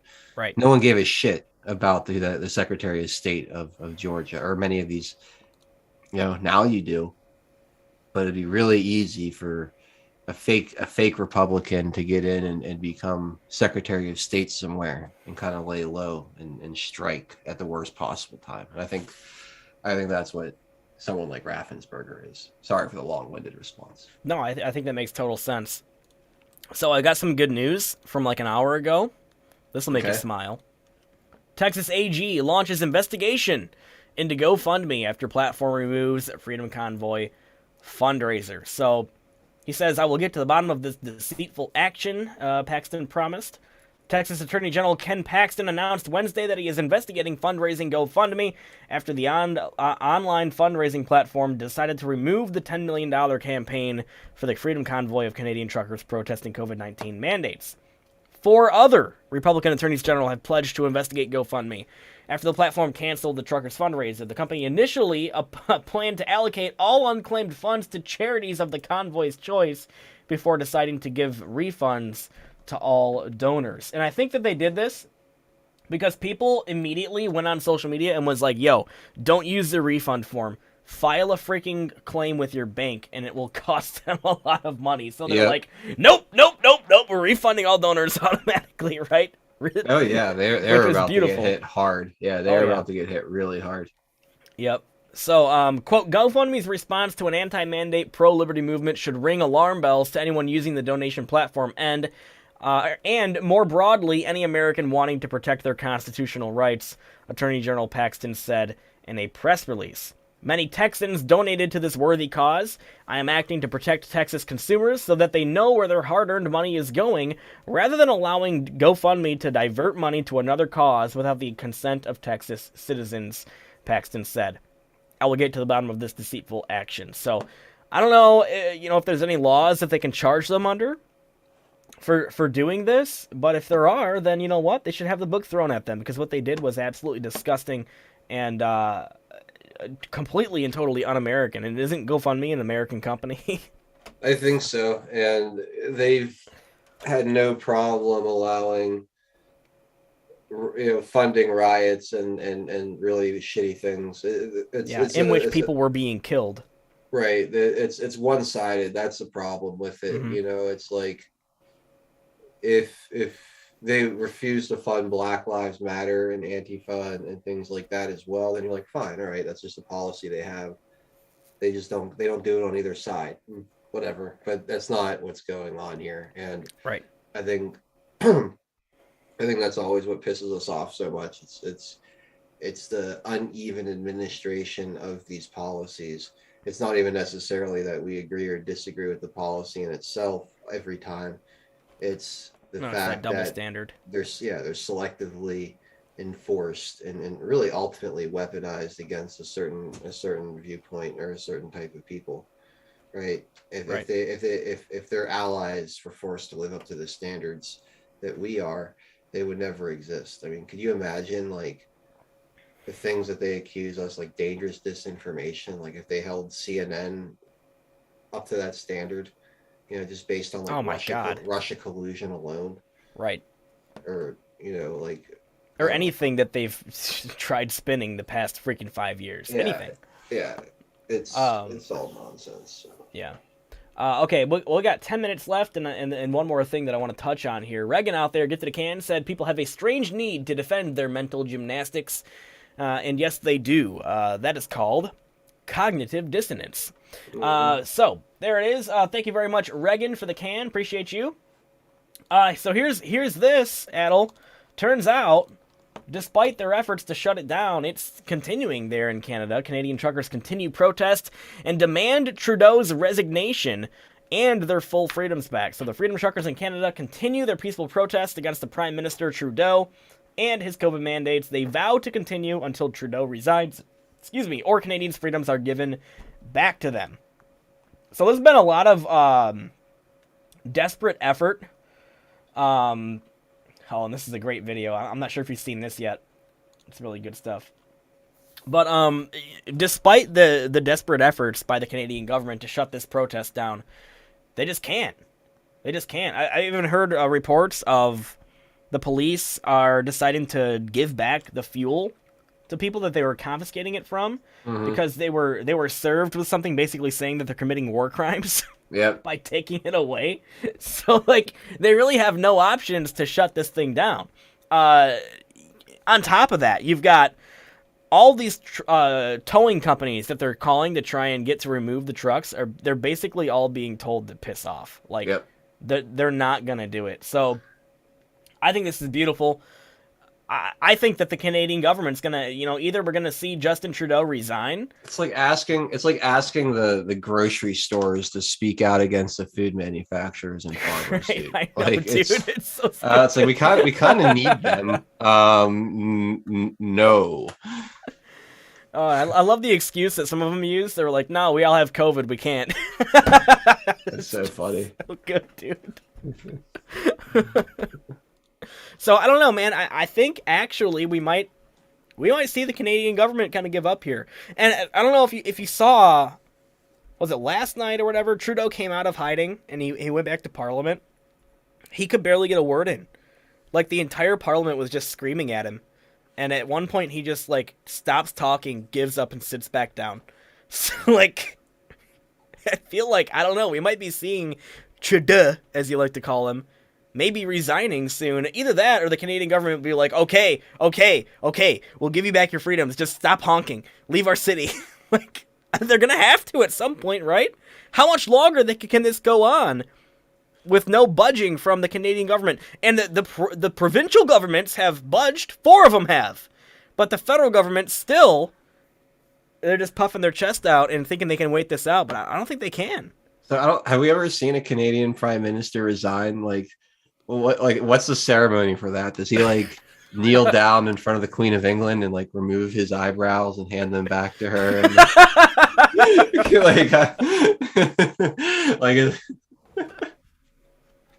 Oh my God. What do you think the punishment should be for Trudeau? I know. I think so. Trudeau seems like one of those guys who's like really obsessed with his physique. So they should just like strap him down and force feed him poutine until he just like, till he has a problem medically. I don't know. I mean, I don't. That was entirely a joke, by the way. It was a joke, people. FBI. I don't know. Like, all these people that are mandating this thing are guilty of crimes against humanity in my eyes. So I don't know what the proper punishment is, to be honest. I'm glad I'm not the person who has to come up with it, to be completely honest, because I do think that punishment should fit the crime. These people's crimes are so unspeakable that I don't even want to think about the punishments that would honestly fit them. Like, we have a relatively humane system of justice for people that commit these kind of crimes. I don't know though, man. Like, it's like, you think about some of these people, whether it's the politicians like Trudeau and Biden and these mayors that are mandating this, or the Faucis who are unleashing this across the world. They all are committing just massive crimes against humanity, and I have no idea what the proper way to handle that is, man. Like, I know you said that like joking and whatnot, but like I think about it, like, there ought to be some accountability, right? There has to be accountability, and like, if the punishment's supposed to fit the crime, like, do we have punishments on the book that really fit the crime? And I don't necessarily think that we should. I think that punishment fits the crime up until a point, because if we're really going to talk about punishments that fit the crimes that I believe these people are guilty of, like, I don't have the kind of mind that could come up with something, to be honest with you. Like, I'm glad that, like, there's a limit, like, you know what I mean? Like, ultimately, I just want these people to be exposed and removed from their positions of power so they can't do any more damage. I think at the very least, I want them in prison for the rest of their lives. All of them. Yeah, I don't know. Like I said, I'm just really glad it's not up to me how to handle it, and I don't want anything to do with that decision making. Hopefully it's very based, level-headed, unemotional people that figure that out, because I don't have it in me to go down that train of thought and think about it. Like, I just want these people exposed and out of power. What happens to them after that, that's not my place. There are people that'll deal with that. That's not my place. But there needs to be some level of accountability for sure. Yeah. But it all starts with exposure and removal. Yep. Black Yoda threw a cookie at us, says duct tape a water hose in his mouth and blow his heavy stomach up. I don't know, man. Maybe, I try not to go down those trains of thought. Like, there's so many people that I know just fantasize about what they would do to like someone like Fauci if they had the chance, and it's just so unhealthy for your soul and for your mind. No, yeah, it will poison your soul. It's because it's out of revenge, right? Yeah. So, okay, here's one last thing. We got 3 minutes. Joe Rogan turns down $100 million Rumble offer and says, no, Spotify has hung in with me inexplicably. Have they? Because I'm pretty sure they just removed like 70 episodes of your podcast. He's removing his own episodes. I think that's Good God. He's removing his own episodes. Wow. So Joe Rogan is essentially cucking out here. I mean, I can't, dude. If I were in Joe Rogan's shoes, and I just got a guaranteed zero censorship deal, $100 million over 4 years, that's $25 million a year, to continue doing your podcast and to be free from any level of censorship, I'd be tearing my clothes off in preparation to streak through the neighborhood screaming hallelujah. But no, Joe Rogan's just got to stay on Spotify. Why? Spotify's user base is way bigger than Rumble, for one. Two, but it's because of Joe Rogan that Spotify has been.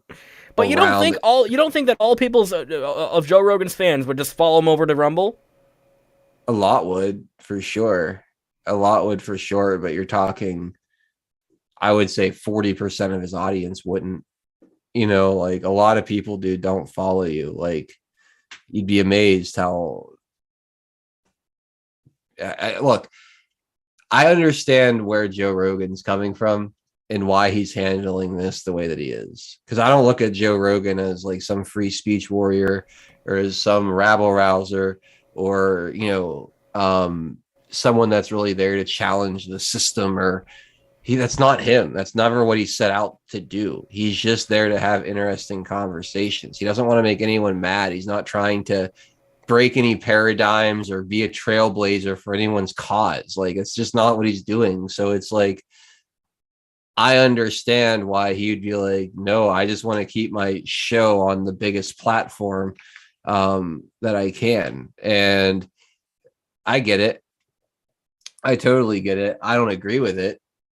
I wish he would be, less apologetic and more hardcore, but it's not who he is, and it's not ever who he is. We have a bit this I think we kind of project onto people like Joe Rogan what we want him to be, and then get really disappointed when he doesn't end up being that. And I don't think it's fair to him.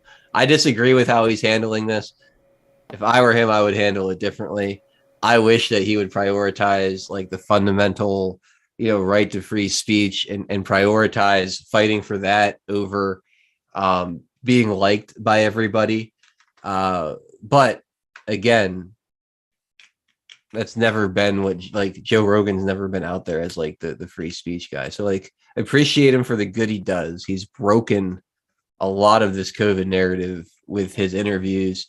He's opened a lot of people's eyes to the censorship issue. He's done a lot of really, really great things unintentionally, just by being an interesting conversationalist. So enjoy him as entertainment. Appreciate when through his platform, good information gets out to the public. And most of all, be kind to him, because it's just not a bridge I would burn. He's the biggest podcast on the planet. He's the biggest voice right now. So I don't know. Joe Rogan, you do you. And I don't have much else to say about it. I think he's fine. It's going to be hard to not tell Joe Rogan we told you so when Spotify just removes him from the platform completely, because he continues having these interesting conversations and refusing to censor his guests. Like, it's only going to get worse. He's giving these people an inch. They're going to take a mile. He's going to regret this hugely. He may. He may. And the good thing about Joe Rogan is he's not going to hurt himself one bit by jumping to Rumble today or waiting 6 months from now to do it, or when, like, it's going to happen. Look, we all know it's an inevitability. If nothing changes with the way Section 230 is enforced, or the way in which we interact with these big tech companies, then the way I see it is that Gab, Cloud Hub, and the Foxhole are an inevitability. They might grow slowly. They might not ever take off like a rocket ship, but everything else that's built on these other infrastructures is going to eventually get squeezed off. The Joe Rogans of the world will eventually only be able to survive on the Gabs of the world. And I'm okay with that. It's just only a matter of time. So allow this process to happen naturally. It can only go one direction. And I'm fine. And that direction is perfectly fine with me. There's something really beautiful about having like the truth on your side and being aligned with the light. I think you can kind of relax and just let things play out, because eventually, it'll work out in your favor. Right. So Joe Rogan, if he just continues being himself, he'll end up with us eventually. Just look how far he's come in just a short period of time over ivermectin, and then Kyle Rittenhouse, and then, I mean, he sees it. Yeah. Let it play itself out. Right on. Well, I think that makes sense, and it's probably a more wise position. To me, I would more rather him go hardcore and just, I think he's gotten an opportunity to expose and embarrass Spotify here, and that he kind of missed. So, but that's right on. Okay, so we're 3 minutes past. Arizona Girl USA gifted a cookie and said, Dr. Joseph Mengele level. Thank you very much, Arizona Girl USA. Black Yoda gifted a cookie and said, my soul is good. I said that with love. Right on, Black Yoda. Much love to you, man. Black Yoda cracks me up, man. Black Yoda with another cookie says, Joe Rogan already has big money. The offers will still be there for him later. Yep. Which is another very good point. So that's going to pretty much do it for us today. Adel, you want to go ahead and plug your stuff, and then I'll go ahead and do mine, and whoever's got the controls there can shut us down after that. Yeah, Taking It Back tomorrow at 4 p.m.